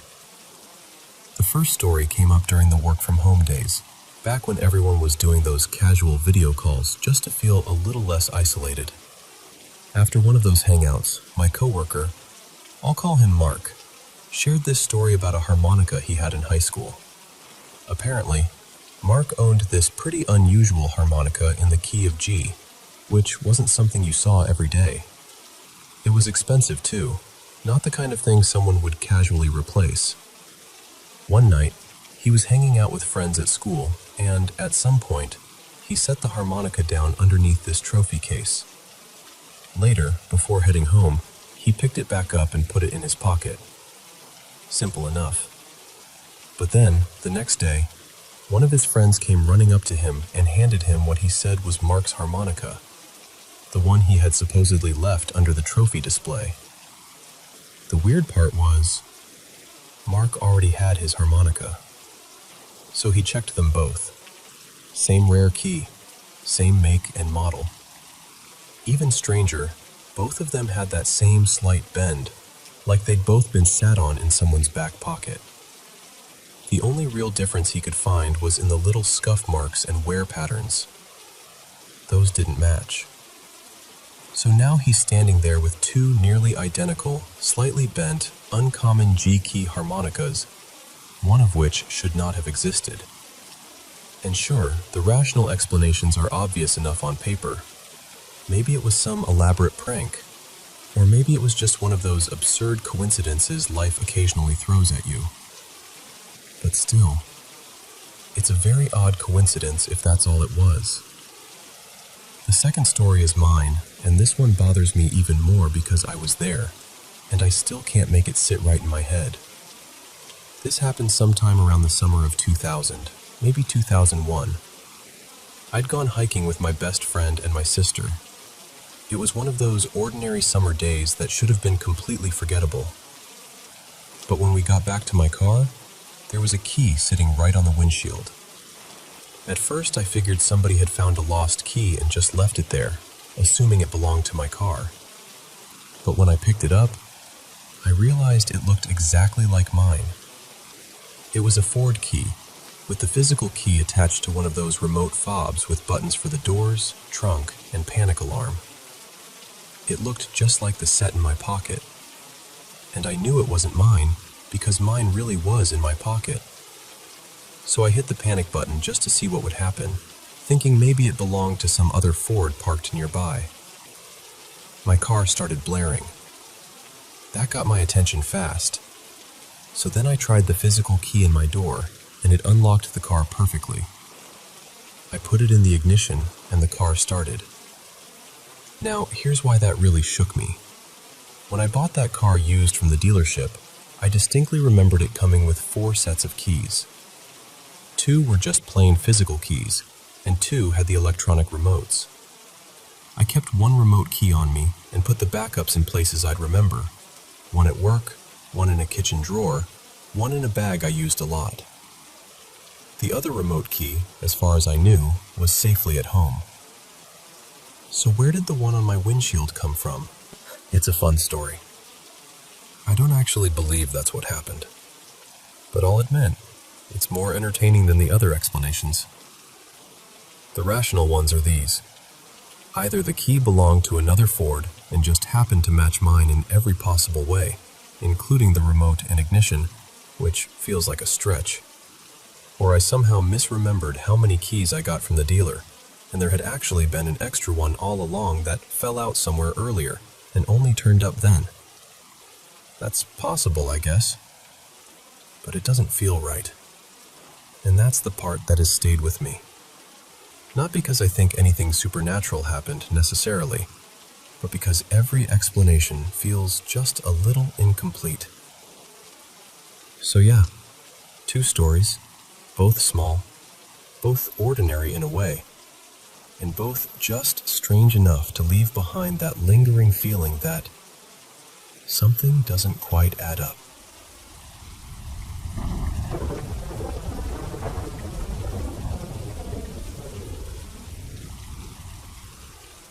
My name is Aaron Pugach Barrow, and I'm going to share a few experiences as clearly and honestly as I can.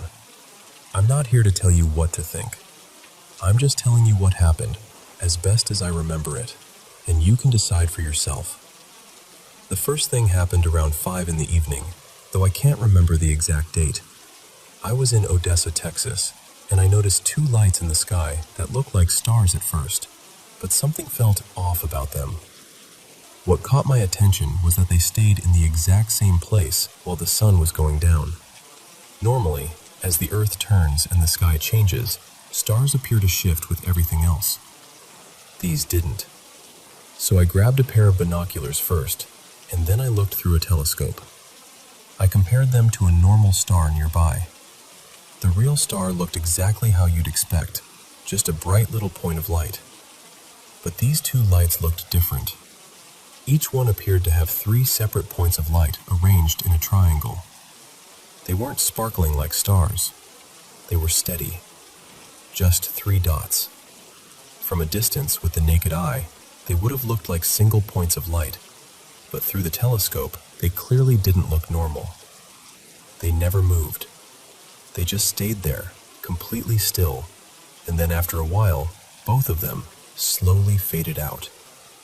Then, sometime between a few days and about a week later, another incident happened. Again in Odessa, around 3 or 3:30 in the morning.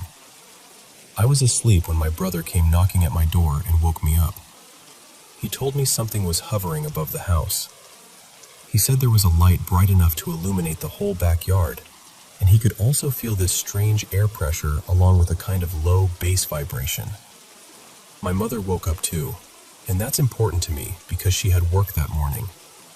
She would not have been awake at that hour unless something very unusual had actually happened. She said she felt and noticed the same thing. She also saw part of a large circular shadow cast across the backyard fence, like something huge was above the house with the moon behind it. Then, as whatever it was began to move away, the light, the pressure, and the bass all stopped at once. After they told me what happened, I stayed up for maybe 15 minutes, and then I went back to sleep. Honestly, even now, that feels strange to me. That's not really how I am. I'm naturally more of a night person, and you'd think hearing that something unknown had just hovered over our house would have kept me awake. But for some reason, I just went back to bed. The next morning when I woke up, I noticed something on my right hand, around the knuckle area near my middle finger. There were 3 small marks arranged in a triangle, almost like tiny punctures or little round scabs. They were clean looking, no blood, no swelling, no mess. They stayed there for around a week and then disappeared. What's strange is that for the next 5 or 6 years, whenever hot water touched that exact spot, it would sting for just a second. Then one day, years later, that sensation simply stopped. It didn't fade gradually. It was just gone. We also checked into whether there had been any aircraft in the area. Planes, helicopters, anything that might explain what happened. And we were told there was nothing scheduled to be flying over that airspace at that time. Now, not everything I've experienced fits neatly into what people would call a UFO sighting. Some of it felt different. Maybe related, maybe not. I really don't know. At first, I thought maybe it came from the TV, but the TV was off. And even if something else had made a sound in the room, it wouldn't explain why it seemed to come through only one ear, so clearly and directly. Another experience happened in New Braunfels, when I went tubing with my brother. While we were out on the water, my mother and grandfather were back at the hotel. At some point, my grandfather's phone suddenly displayed a photograph that seemed to be of me. The image was in sepia tone, and it showed what looked like me near some rough water, kneeling on what seemed like a square submerged platform, looking upward toward the camera. What made it so strange was the angle. It looked like the picture had been taken from above, maybe several yards overhead. And the way it appeared on his phone was unusual too. It filled the entire screen.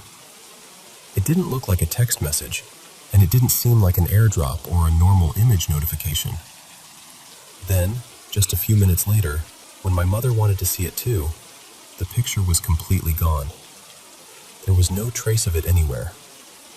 I always thought it was especially odd that the image was sepia-colored, almost like an old photograph. I've had other experiences too, things some people would probably call paranormal. Maybe they're connected, maybe they aren't. I can't say for sure. I only know they happened. And like a lot of people do when they're trying to make sense of unusual experiences, I eventually put together a short book called APB, and I worked with an artist to illustrate many of the things I saw and lived through.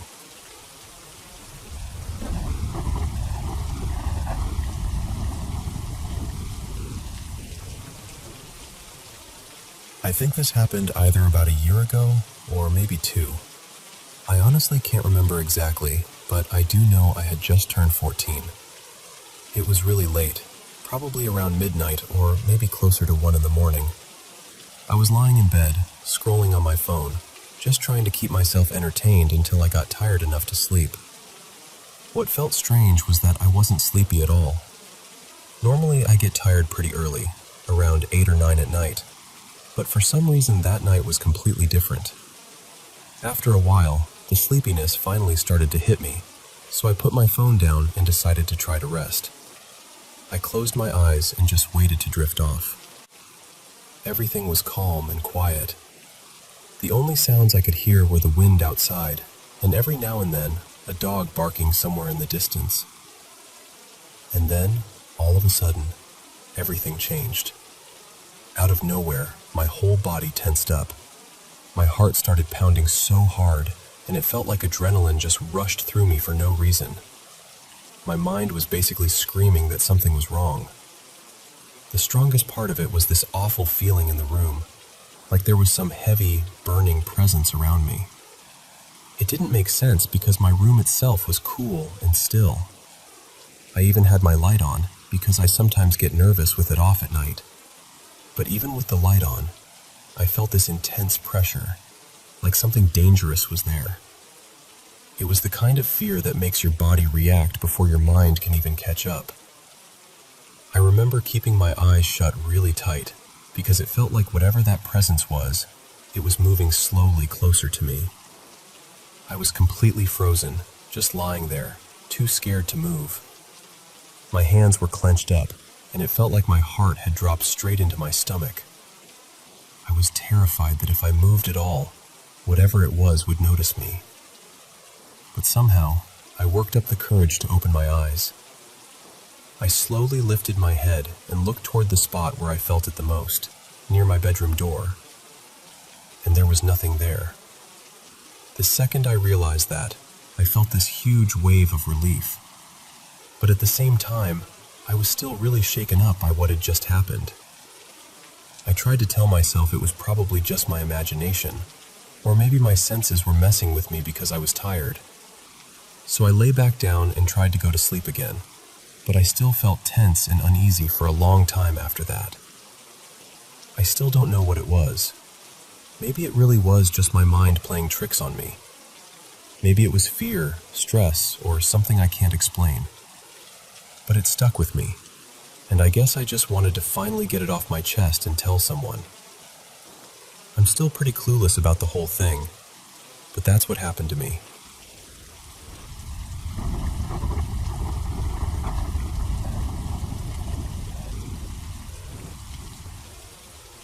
I've been carrying this around for a long time, and I think I finally need to say it out loud.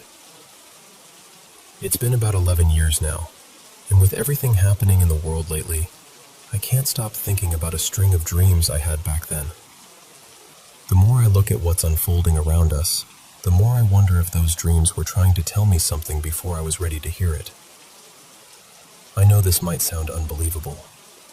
I know some people will hear it and immediately dismiss it. But I'm being completely honest with you.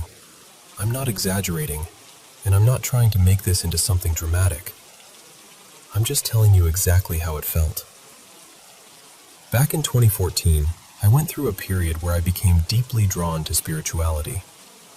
I was meditating a lot, going into really intense states of stillness, and I started feeling presences around me more strongly than ever before. That wasn't entirely new for me. I'd had that feeling since I was young, but during that year it became impossible to ignore. Around that same time, a few strange things happened that I still can't explain. One of the biggest was a bizarre object I saw in the sky, something so unusual it genuinely changed the way I looked at reality. Then, just a few days later, I received a book in the mail called Secrets of the Cosmos. The strange part was that I never ordered it.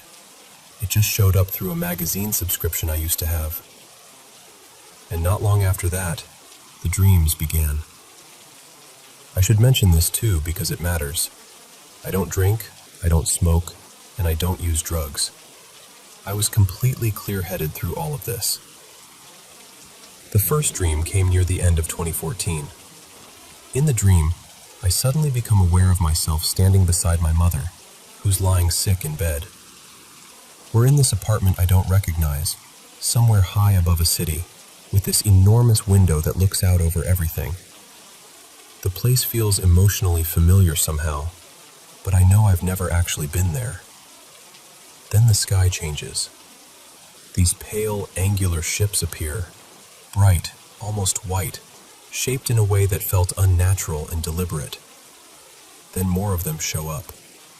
Within moments, they start firing across the city. Darker ships rush in after them, and it turns into this full-scale battle in the sky. Missiles, smoke, panic, buildings shaking, just total chaos. And then one of the strikes hits our building. I can still remember the feeling of it, the shock, the noise, the confusion. I lose sight of my mother in the destruction, and when I look down, I realize part of my arm is gone. The pain felt so real that I woke up yelling. My actual arm was burning hot to the touch, bright red, like the dream had somehow followed me out of sleep. What stayed with me most was that the city didn't resemble anywhere I'd ever lived or visited. It was completely unfamiliar. The second dream happened a few months later, in early 2015. This time, I wake up inside the dream already dressed in military-looking clothes. I'm standing alone on a road, surrounded by thick forest, and the whole place feels tense, like something is already in motion and I'm late to it. Then I hear movement in the distance. I remember feeling exhausted in the dream, standing there watching, trying to decide whether I should reveal myself and ask them for help. But before I can do anything, I wake up. Then came the third dream, later in 2015, and this one was different from the others in a way that's hard to explain. I wasn't inside the dream as myself anymore. It was more like I was watching the world from outside it, almost like seeing Earth from a distance. I could sense humanity struggling to adapt to some enormous shift. There were crowds of displaced people, countries trying to respond, governments attempting to work together in some places, while others kept fighting over land and power. I vividly remember South America being in turmoil, especially Brazil. And then, everything changes. A presence comes over me, gentle, powerful, calming in a way I've never felt before or since. In front of me appears this glowing sphere, golden with hints of green, suspended in space. It was large, taller than a person, with a ring around its middle like a band orbiting it. And somehow, it felt alive. I looked at it and asked, why? I didn't hear words out loud, but I understood the response instantly. It said, humans, love. I remember saying back, I don't understand. And then it answered again, humans, love. Must remember where they began. When I woke up, I was crying. Not from fear this time, but from the sheer intensity of it. It felt sacred. That's the only word I have for it. Sacred, beautiful, and overwhelming. For years, I tried to put all of this behind me. But now, in 2025, those dreams have come rushing back. The wars, the new military technology, the strange things people keep talking about online and in the news. It's all stirred something in me. And two things in particular really shook me. First, I saw recent images of stealth bombers and felt this immediate jolt of recognition. They looked so much like the dark ships from that first dream that I just sat there staring. Then not long after, I came across a video about a mysterious sphere reported in Colombia. I have no idea whether that story is real or not, and I'm not claiming it is. But the resemblance to the glowing sphere from my third dream gave me chills. After those dreams, I pulled away from spirituality. I didn't want any part of it anymore. Everything had felt too vivid, too close, too real. It scared me. So I shut that door and tried to move on with my life. But maybe I've ignored it for long enough. Maybe this means nothing. Maybe they were only dreams shaped by fear, emotion, and things I couldn't yet understand. That's possible. But maybe they were something more. Maybe someone hearing this has experienced something similar and never told anyone either. I don't know what any of it means. I really don't. I just know I couldn't keep it to myself anymore.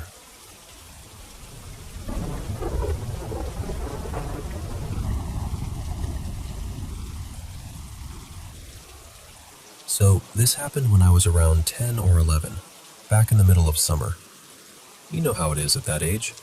You spend all day outside, wandering around with your friends, cutting through neighborhoods, poking around in the woods, just looking for something to do. Behind our street, there was this stretch of land under the power lines, and I wasn't really supposed to go back there. A couple of summers earlier, I'd gotten bitten by a tick and ended up with Lyme disease. It scared my parents pretty badly, and honestly, it scared me too. After that, they were a lot stricter about where I could go, especially anywhere with tall grass or thick woods. One afternoon, I was out walking with two neighborhood friends, and one of them suggested we head into the power line trail and explore a little. We turned off the road and started into the woods, but almost right away, I felt nervous. I remember hesitating and telling them I probably shouldn't go any farther because I'd get in trouble if my parents found out. They basically shrugged and told me I could stay behind if I wanted. Then they just kept walking. So there I was, standing by myself in the woods, not too far from the road, with my friends disappearing farther ahead. At first, everything still felt normal. Quiet summer afternoon, bright daylight, nothing unusual. Then, I started hearing music. It sounded faint at first, kind of like an old radio with bad reception. Static mixed in with this strange instrumental tune I didn't recognize. It wasn't like the pop music that was everywhere back then. It was repetitive, eerie, almost hypnotic. I remember trying to explain it away immediately. I thought maybe it was coming from a car passing on the road, but the sound didn't move. That's what made my stomach drop. If it had been a car, the music would have shifted and faded as it drove by. This didn't. It just stayed there, like there was a radio hidden somewhere in the woods, just out of sight. And then, over the music, I heard children laughing. That was the moment everything changed. The laughter started softly, then grew louder within seconds. I turned around, scanning everywhere I could. There was nothing there, just brush, trees, the road behind me, and the power line clearing farther out. I couldn't even see my friends anymore, though I knew they weren't that far ahead. Then, I heard a woman's voice. I can still remember how wrong it felt. It didn't seem like it was coming from one direction. It felt like it was all around me at once, like it was in the air, or somehow inside my head. And she was calling to me in this sickly sweet, unsettling tone, saying something like, "Come here, sweetheart. Come closer." It was the kind of voice that sounds gentle on the surface, but every part of you knows it isn't safe. I stood there frozen, trying to convince myself I was imagining it. I kept looking around, desperate to find some actual person, some speaker, anything that would make it make sense. But there was nothing. No woman, no radio, no kids, nothing. Then I heard footsteps behind me, clear as day, leaves crunching. Slow, deliberate steps getting closer. I never saw anyone, not once, but that was enough. Every instinct in me just snapped, and I ran. I took off as fast as I could, straight toward where my friends had gone. Within seconds, I finally saw them ahead of me, just walking and talking like everything was completely normal. I know how this sounds, but I didn't dream it, and I didn't make it up.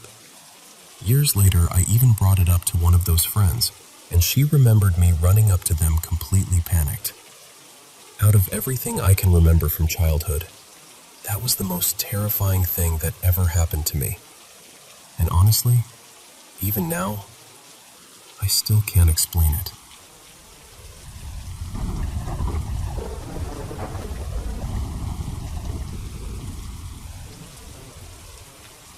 Okay, so I'll try to tell this as clearly as I can, because even now, it still makes me.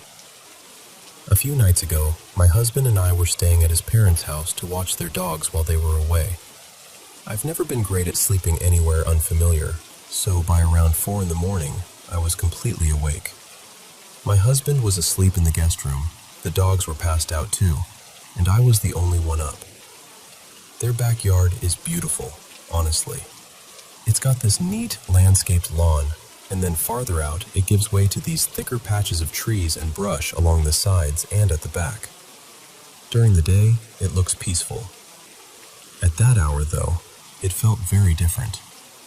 I was sitting in the living room with a blanket, half watching some late-night rerun and drinking coffee.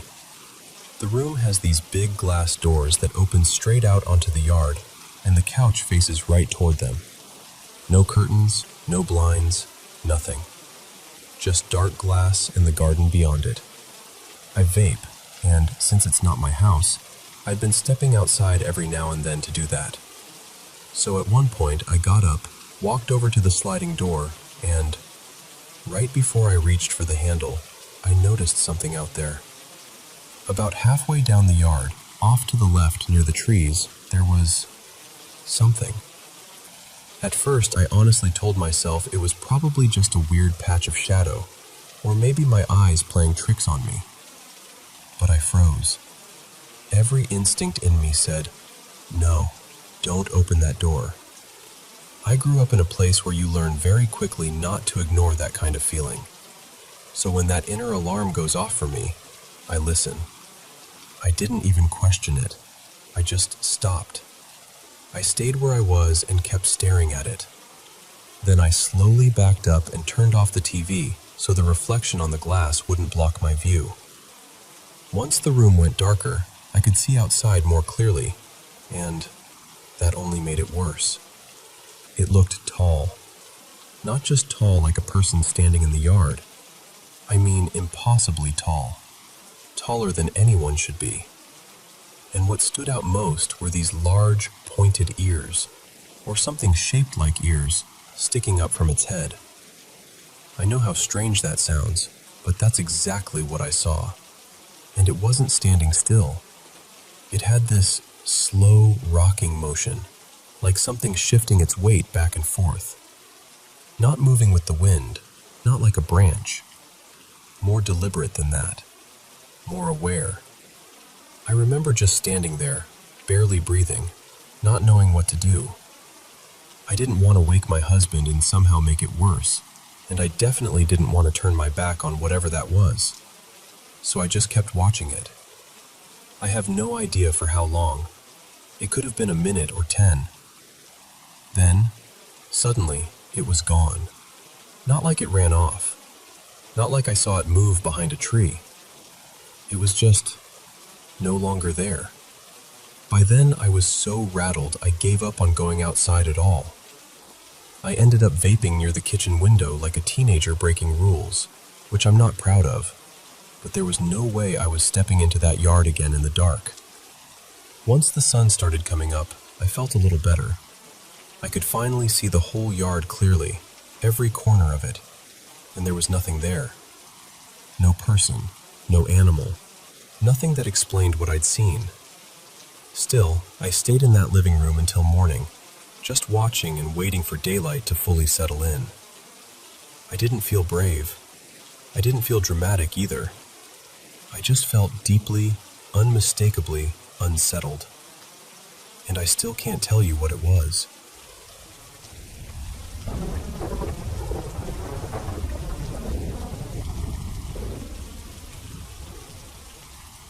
So it's been well over a year since the post I'm following up on, and honestly, a lot more happened after that than I ever expected. I'm just going to tell it the way it unfolded for me, like chapters, because that's the only way it makes sense in my head. At first, after that phone call I mentioned before, I remember searching everywhere for local reports about a fire. I was sure something had happened, something real enough that somebody would have written about it. But there was nothing. No article, no mention on the news, nothing at all. I told my friend Jamie about it, and after that I tried to move on with my life, or at least pretend I could. But whatever was going on didn't stop. The haunting part of it kept building. At first it was voices at night, which was already bad enough, but that actually became the least worrying thing.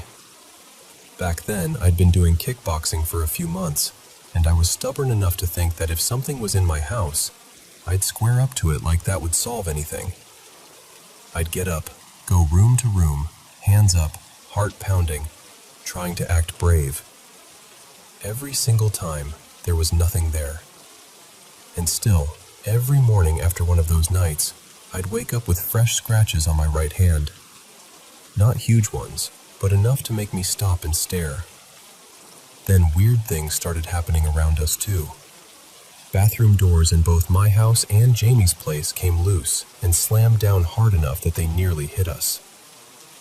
There were other things too, strange little incidents, but some of them blur together now because at the time, I was just trying to get through it. Eventually, both of us got to the point where we knew we had to do something. We couldn't keep pretending it would just fade away on its own.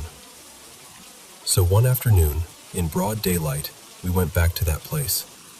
We brought gloves, masks, and a shovel because we were finally ready to dig up more of whatever had been buried there.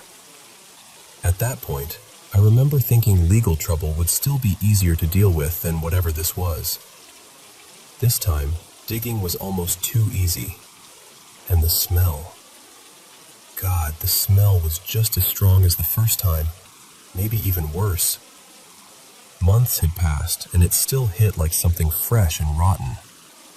There was an old coat wrapped around whatever had been hidden there, and right away I could tell it was too small to be an adult. That's when my mind went somewhere dark.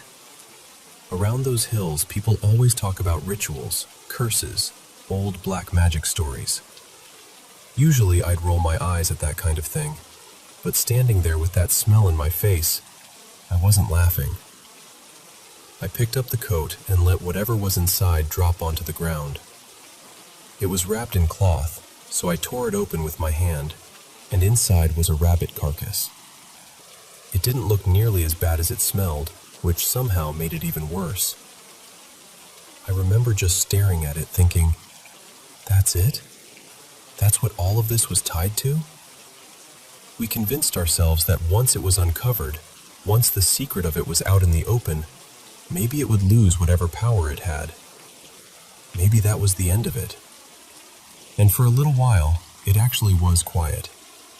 Then out of nowhere, this random Instagram account started sending me horror reels. At first, I didn't think much of it because I like horror anyway, so I assumed one of my friends was messing with me. It felt annoying, maybe creepy, but still explainable. Then the account started messaging my friend Stefan too, and that's when it stopped feeling like a joke. But then the account brought up things Jamie had never even heard from me. When I asked what it meant by "the stars fell," the answer I got was "the tall dog." I still hate that name. And the worst part was how much that account seemed to know. Not surface level stuff. Personal stuff. Things I had never really told anyone, including old urges and private struggles I don't even want to go into here. It knew things about me and about Stefan that shouldn't have been accessible to some stranger behind a burner account. That was the moment it really sank in for me that this probably wasn't a friend playing games. Then, after weeks of this bizarre pattern where the account would send us reels that somehow reflected our fears, our moods, or secrets it had no business knowing, the tall dog showed up again. This time I was alone. I had gone out to a smaller patch of woods I used to visit after long runs. It overlooked a beautiful view, tucked below an old church near ruins that always looked ancient to me. Maybe Greek, maybe something even older. It was one of those places I'd go to clear my head. Quiet, familiar, safe. Or at least I thought it was. And then I saw it. The tall dog. The second I recognized it, I knew this wasn't going to be like the first time.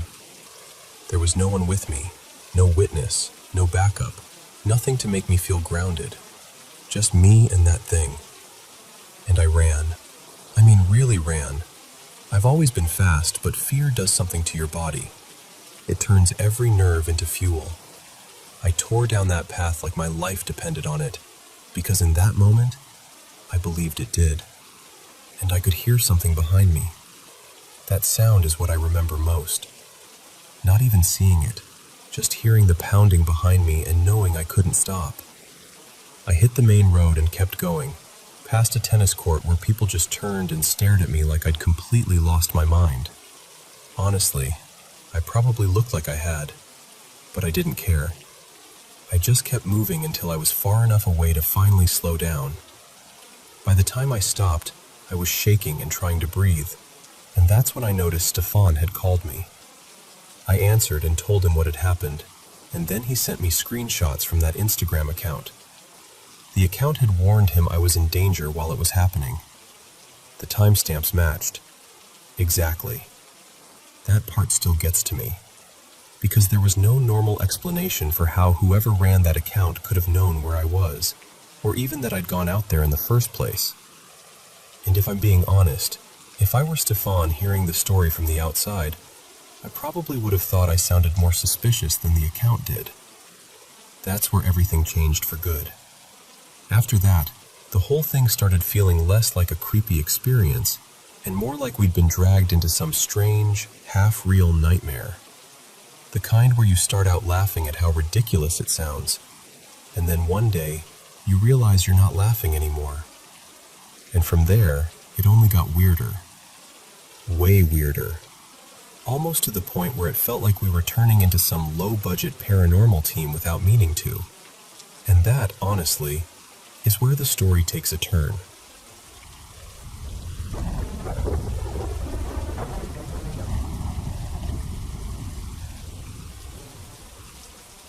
You know, I've had a few strange experiences over the years, and only recently did I notice they all had one thing in common somehow. Every single one involved an older person. I don't know what that means, or if it means anything at all, but once that thought hit me, all those memories came rushing back. One of the first ones happened when I was driving home after a late shift at a sports bar where I worked. It was the kind of place that stayed open extra late for fight nights and big games, so I was heading home somewhere around 2:30, maybe closer to 3 in the morning. On my usual route, I always passed this retirement home that had been under construction for months. I'd seen it over and over again, dark and empty every time. But that night was different. As I drove by, the parking lot was absolutely packed with people. I mean, completely full, shoulder to shoulder, just covered in elderly people standing there. What really got me was how still they all were. Nobody was talking. Nobody was moving around. And I didn't see any cars either, which made it even stranger. It was just row after row of older people standing there in silence. I remember trying to talk myself out of being creeped out. I thought maybe an alarm had gone off. Maybe they'd evacuated the building for some reason. That would have made sense, except when I passed by again a day or two later, the place was still under construction, still not open. And when I asked around, people told me nobody had even moved in yet. That one stuck with me. Then there was the phone incident. I was at a friend's place one night, hanging out with a few people, and I realized my phone was gone. I'd had it just minutes earlier because I'd used it to look up something about the movie we were watching. Then suddenly, it had vanished. We all searched for it together, calling it over and over, checking the couch, under chairs, in the kitchen, everywhere. There were 5 of us looking, and nobody found a thing. Nobody even heard it ring. Eventually, I gave up and drove home. I took the exact same roads I'd taken to get there, and I even drove slowly, scanning the street like somehow the phone might be lying in the road. I checked my car again, too. Nothing. The next morning, mostly out of desperation, I called it one more time using my brother's phone. And this time, someone answered. It was an older woman. Her voice was soft and calm, and she told me she'd found my phone the night before while walking her dog. I was shocked but relieved, so I explained it was mine and gave her my address. She said she'd bring it by. When she got there, she was perfectly polite, just handed it over like it was no big deal. I thanked her and asked where she'd found it. The street name she gave me made my stomach drop. It wasn't near my friend's house. It wasn't near my route home. It wasn't even close. It was on the opposite side of town, in a place I hadn't been anywhere near that night. I still can't make sense of that one. I've tried. Maybe somebody picked it up and carried it around before tossing it somewhere else. Maybe it fell into the weirdest chain of coincidences possible. But even now, that explanation feels flimsy. And then there's the one I think about the least, even though it might have unsettled me the most. This happened when I was younger, working my first grocery job, stocking shelves. I was focused on putting items away when this elderly woman suddenly walked up beside me and snapped, "Excuse me." Not in a normal way either. More like I'd offended her somehow. That was it. She never explained, never asked for help, never said my name. Nothing. But the second she walked off, something in me changed. I wasn't exactly scared, not in the usual sense, but this awful wave came over me all at once. It felt like all my energy had been drained out of me. I got hit with this heavy dread, like something was deeply wrong. My eyes started watering instantly, and I felt so sick I had to leave the aisle and sit down in the break room before I collapsed. I still don't know what happened in any of those moments. Maybe they're all explainable. Maybe they're just strange little accidents my brain never fully filed away. But every now and then, I think about how each one involved an older stranger, and I can't shake the feeling that there's something there I'm missing. Maybe there isn't, but I still think about them, probably more than I should.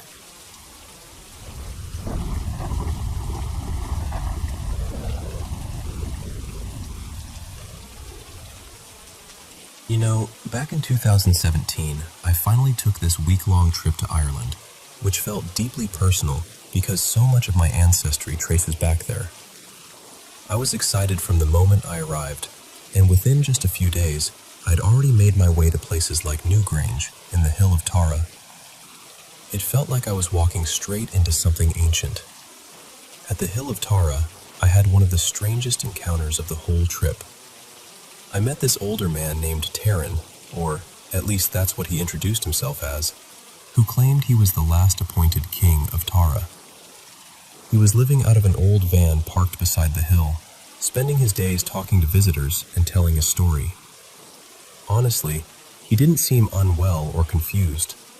He had this calm, steady presence about him, and even now, I still feel inclined to believe he believed what he was saying. That evening, I ended up joining him and a few other travelers for what I can only describe as a very improvised little séance around a fire. There were spoken blessings, odd offerings, drinks being passed around, a bit of dancing, a bit of smoke in the air. Nothing threatening, just a little messy and theatrical, I guess. It wasn't quite the deeply mystical experience you might imagine, but it was memorable all the same. The one thing that really stuck with me happened in the middle of it. One of the women suddenly told everyone to stop because she said she could see a golden light somewhere behind my left shoulder, out in the brush. We all paused and looked, but none of us could actually spot anything.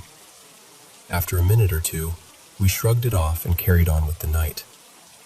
We camped below the hill after that, tucked away in the thickets where we wouldn't attract attention. I'd actually picked the spot first, and the others drifted in later. Nothing else unusual happened, and by morning, we all just quietly went our separate ways. A little later in the trip, I was heading north toward Portrush. Before that, I'd passed through a small town tied to actress Michelle Fairley's family, and by pure chance, I wandered into an old pub connected to them. It was one of those places that felt instantly warm and familiar, even though it was nearly empty. There was just one woman working there, and she was kind as could be.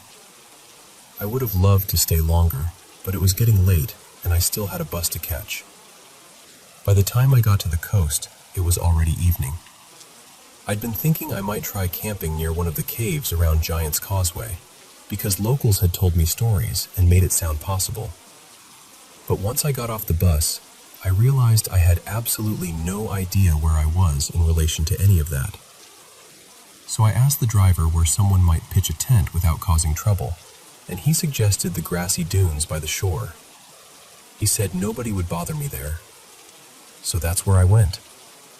The wind was strong that night, really tearing across the coast, and I walked through tall grass for a while before I found this tiny little hollow in the dunes. It was almost unbelievably perfect, just enough room for me and my tent, like it had been waiting there.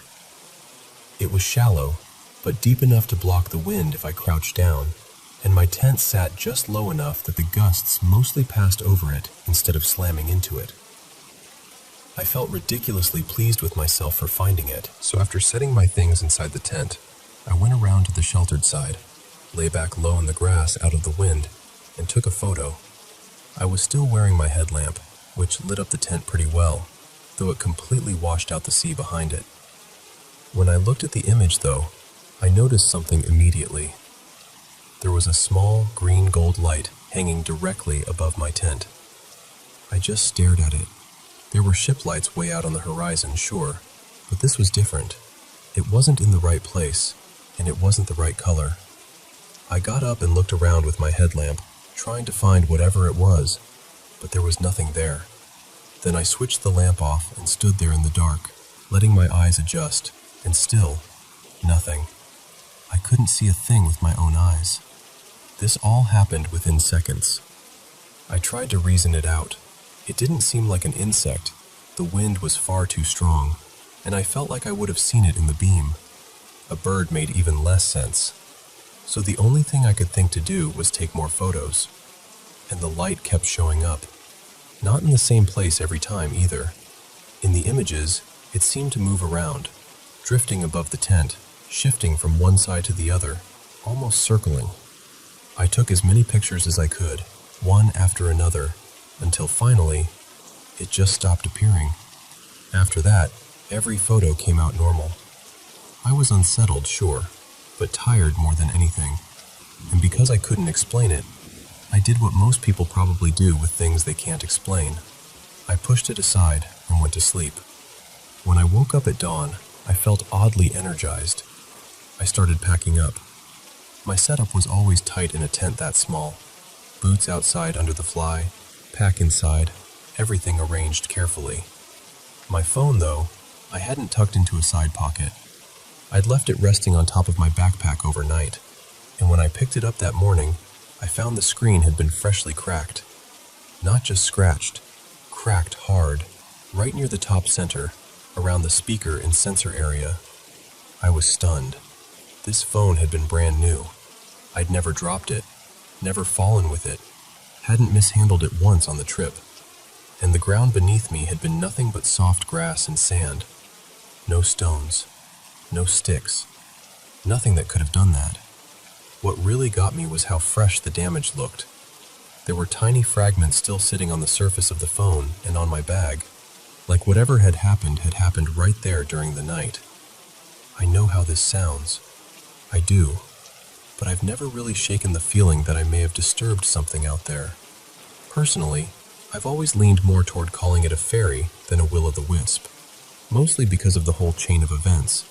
The strange gathering at Terra, the golden light someone claimed to see behind me, then this glowing thing appearing over my tent, and finally, the cracked phone in the morning.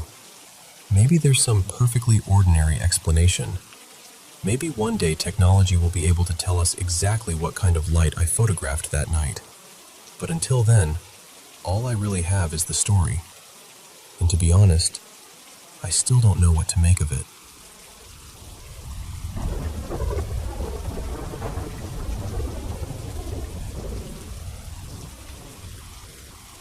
I want to tell you about something that started with my little sister, Mara.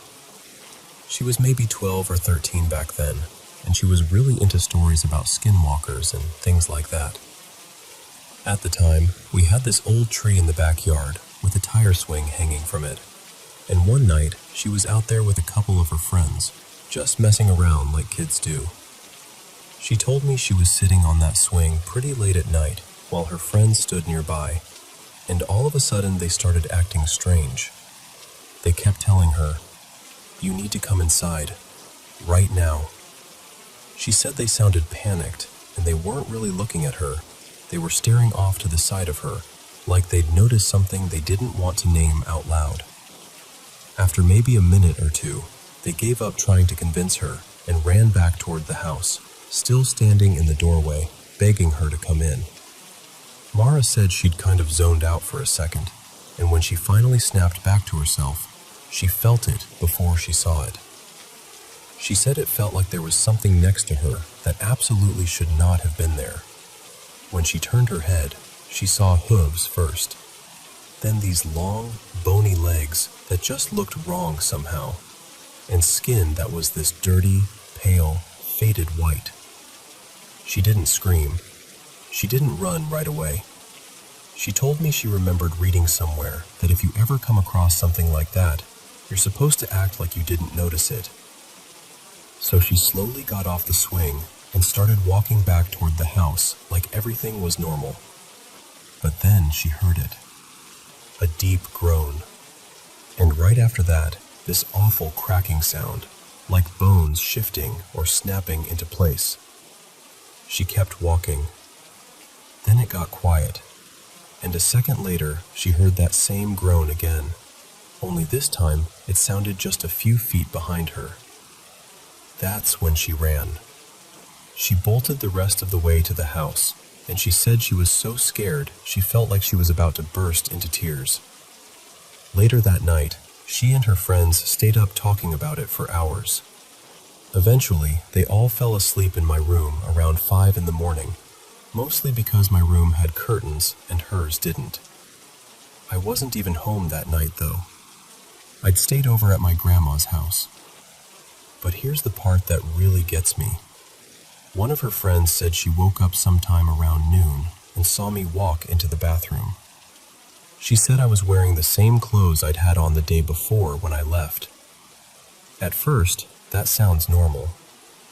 Except when Mara woke up and realized I wasn't actually there, she called me. And I told her I'd never come home. I had stayed at my grandma's all night and was still there. That's one of the reasons I believe her. Not just because she's my sister and I know she wouldn't make something like that up and stick to it for years, but because I saw something myself not long after. It wasn't as intense as what happened to her, but it was close enough.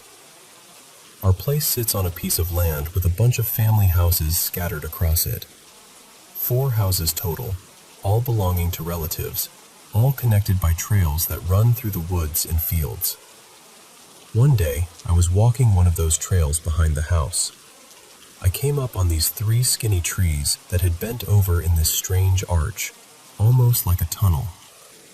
I stopped because it looked unnatural, like something had forced them that way. While I was standing there staring at them, I glanced off to my left, across this marshy patch of ground. On the other side, just beyond the wet grass and brush, I saw it. I didn't go after it. I didn't investigate. I turned around and went straight home. The strange thing was, I don't think it even noticed me. I saw it from the side, moving fast but stiffly, almost like its shoulders didn't move the way they should when something walks. That stuck with me. Then there was another night after Mara's first experience. She, one of her friends, and our dog were sitting in one of my dad's old trucks parked out back near that same tire swing. They were just hanging out, talking. She said she looked toward the woods and saw a white figure standing there, watching them. And the dog saw it too. That's what always gets me. She said the dog started whining and shaking right away. A couple minutes later, something tapped on the truck window. None of them were brave enough to look or respond. They just sat there frozen while the dog trembled harder and cried. They ended up locking the doors and staying in that truck until sunrise. Those are the only times anyone ever really saw it clearly, but there have been other things. Every now and then there'd be tapping at the windows. A few months ago, I fell asleep with my window open and woke up with this overwhelming feeling that someone was standing outside watching me. I stayed still at first, just listening. Then when I finally moved to shut the window and pull the curtains closed, I heard something move away from the side of the house. I'm the kind of person who usually confronts things head-on. So I threw on some pants, grabbed a flashlight, and ran outside expecting to catch somebody. But there was nothing there. No person, no animal, nothing. There was another night too, where this low moaning sound came out of the woods behind the house. The closest thing I can compare it to is a cow, but wrong somehow, deeper and more drawn out. We didn't think too much of it at the time, but looking back, it feels worth mentioning. And honestly, the reason all of this got brought up again recently is because of something Mara told me happened just a few nights ago. She was lying in bed with her cat stretched out on her stomach, petting her while the cat purred. Her window was open behind the bed. After a while, the cat stopped purring, and everything went quiet. Then, from outside that open window, Mara heard the exact same purring sound. Not close to it, not similar. The exact same sound. Like someone had recorded her cat and was playing it back right there in the dark. She said she froze and waited, hoping it would stop. After a few minutes, she finally reached behind her and shut the window. And that was it. That's the whole story. I can't prove what any of us saw or heard. I just know my sister has never changed her story. I know what I saw in those woods. And I know there have been too many strange moments around that house for me to brush it all off completely. Maybe there's an explanation for every single part of it. I honestly hope there is. But even now, when I think about that tire swing in those woods behind the house, I still get that same uneasy feeling.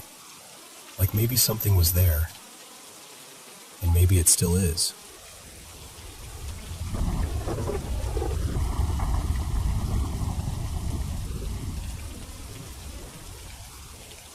I was around 16, maybe 17, and I remember I'd been having one of those heavy, quiet days where everything just feels a little off.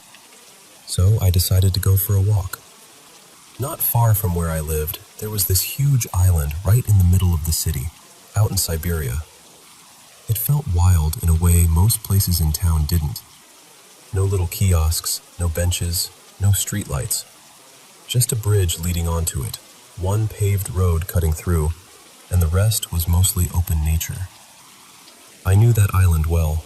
I'd been there plenty of times, even late at night with friends, sitting around campfires, hanging out.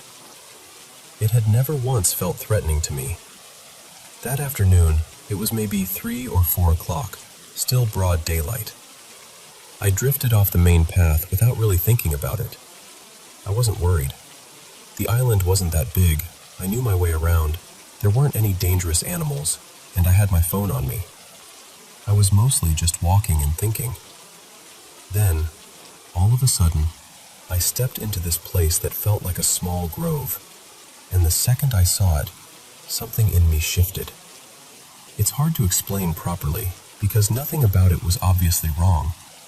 It was just a little clearing with trees ahead of me, and more trees behind them, like a tucked-away patch of woods. Actually, if you'd looked at it casually, you might have even called it beautiful. But that was part of what felt so strange. It was too beautiful, too neat, too perfect. And the trees, I didn't recognize them. That's what really got me. I knew that island. I'd been all over it. But I had never seen trees like those anywhere there before. The whole place felt wrong in this very subtle but overwhelming way, like it had been placed there by mistake, like it belonged in some illustration from a storybook, not on that island. It didn't feel natural at all. It felt staged. Everything around me went quiet too. Not normal quiet. More like the kind of silence that makes you suddenly aware of yourself standing in it. Like time had paused for a moment. I didn't feel terror exactly. It wasn't that kind of fear. It was more this intense, undeniable feeling that I was somewhere I wasn't supposed to be. Like I had wandered into a space that didn't quite belong to the world around it. I don't usually jump to paranormal explanations. Even then, I tried to reason with myself. I remember thinking, "Come on, Mila, don't be ridiculous. It's just a cluster of trees. You're letting your imagination get to you." So I tried to keep walking. I took maybe 2 steps, and then I turned around almost instantly, like something in me had already decided before my mind caught up. It was this full-body no. Not panic, not hysteria, just a deep, absolute refusal to go any farther. I left, finished the walk, and went home. Nothing else happened. But the part that stayed with me came later. I went back to that island many times after that. On one walk, I crossed nearly the whole thing, paying close attention to that side where I'd wandered that day. I really wanted to figure it out. I thought maybe I'd find the spot again and realize it had just been an ordinary patch of trees that had looked weird because I was in a strange mood. But I couldn't find it. What I noticed instead was that the trees on that side of the island were actually pretty sparse. You could see the city through them easily. There weren't any dense groves, no hidden little forested area like the one I remembered. Mostly just meadows, tall grass, and scattered clusters of trees. And not one of them looked like the trees I saw that day. That's what still bothers me. Because I know what I saw. I know what it felt like. I was standing in a much denser grove than anything that should have been there.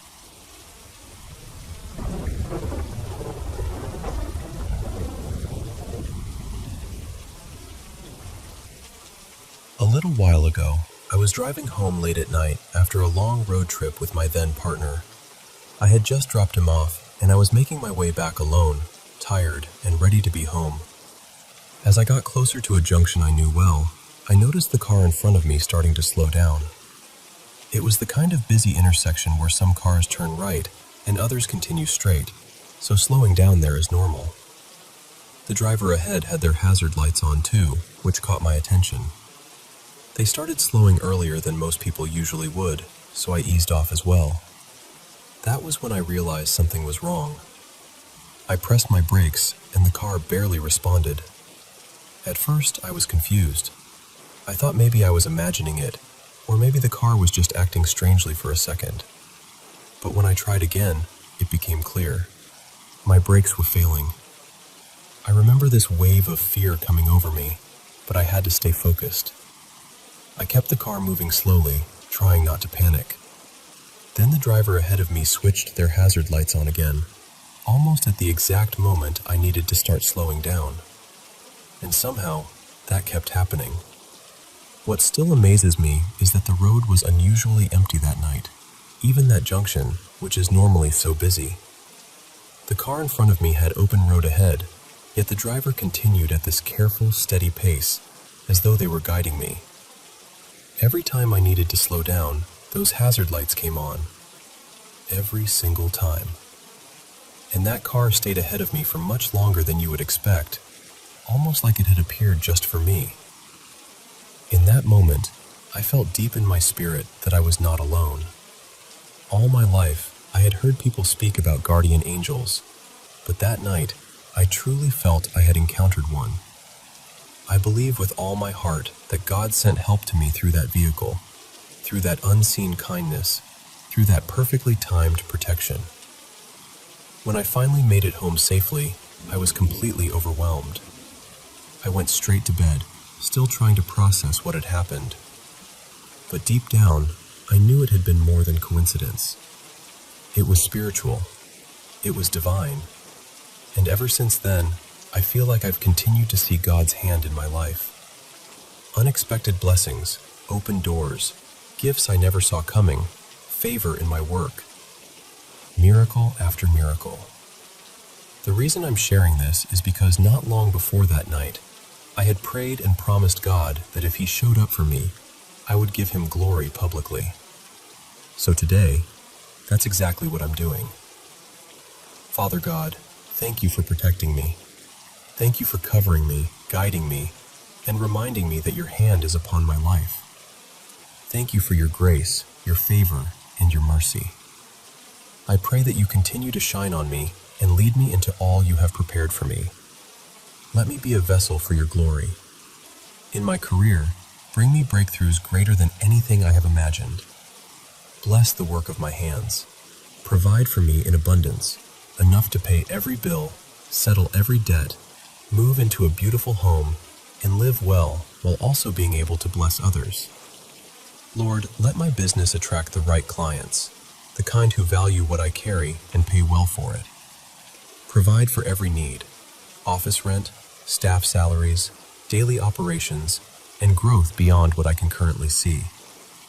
Make a way for expansion into the new territory that is opened up to me again this quarter. All glory and honor belong to you, Almighty God.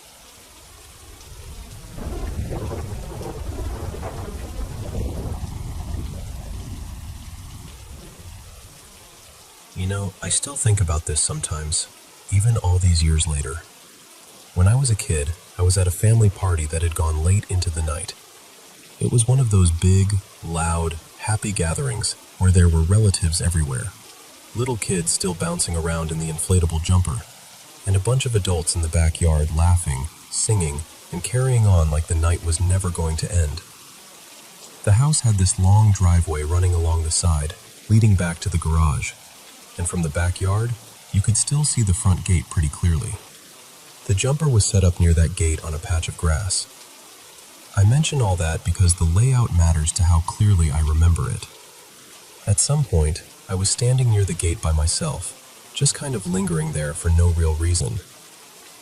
I looked up into the sky, and there it was. Right above the house was what I can only describe as a classic flying saucer. I know that sounds ridiculous, but that's exactly what it looked like. It had that smooth disc shape people always joke about, with lights circling around the edge, and it seemed to hover there in this eerie, silent way.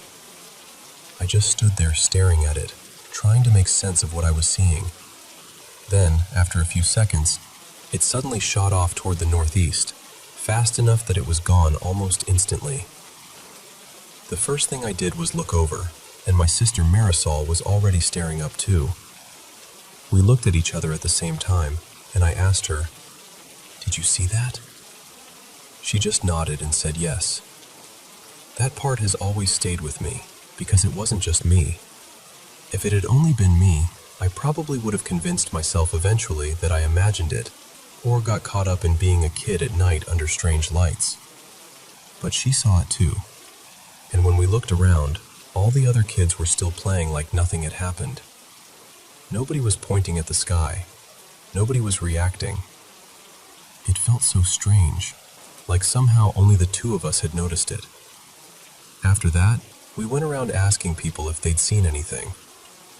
I remember asking my mom, and she brushed it off immediately, the way parents do when they think kids are just making up another wild story. Nobody seemed interested, and nobody else claimed to have seen it.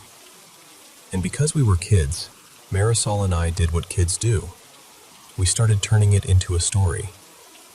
We came up with this idea that maybe it wasn't really a UFO at all, but some kind of magical ride, like something from a theme park, with people sitting inside it like it was a floating attraction from a commercial. I can still remember the images we made up in our heads, the way children naturally add color and wonder to anything mysterious. Eventually, the night moved on, and so did we. Then years later, the memory came back to me out of nowhere, and I asked Marisol if she remembered it. The second I brought it up, her eyes got wide. She remembered it too.